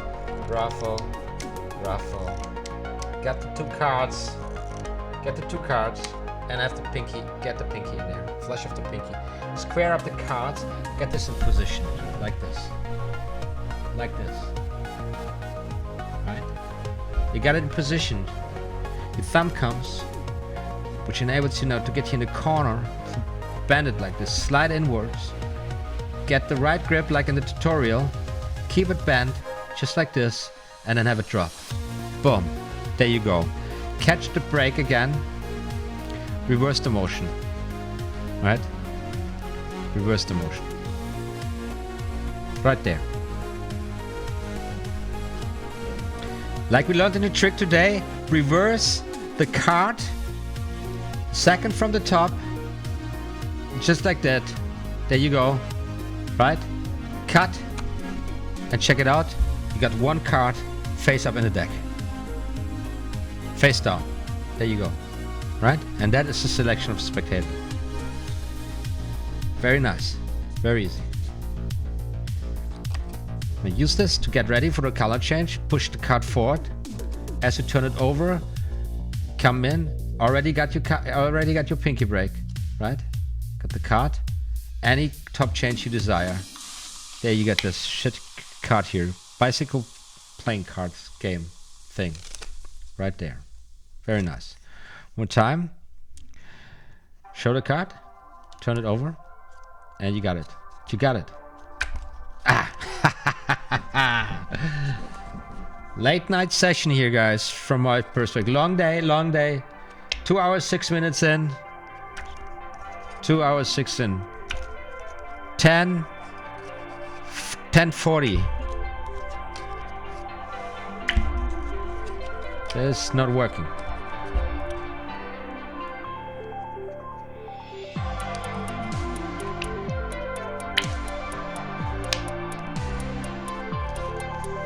And this is not a proper deck for the color change, I wonder.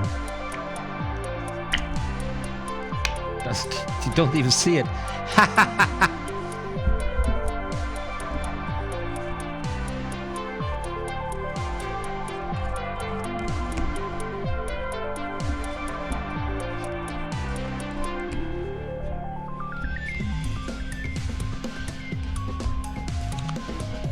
Music is intense here again. Absolutely out of control.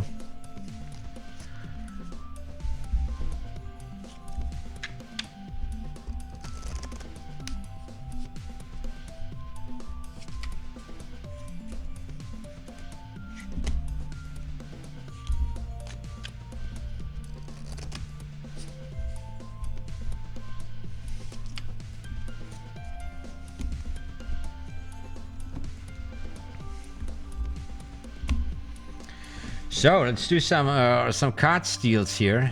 Some card steals with these super flashy cards.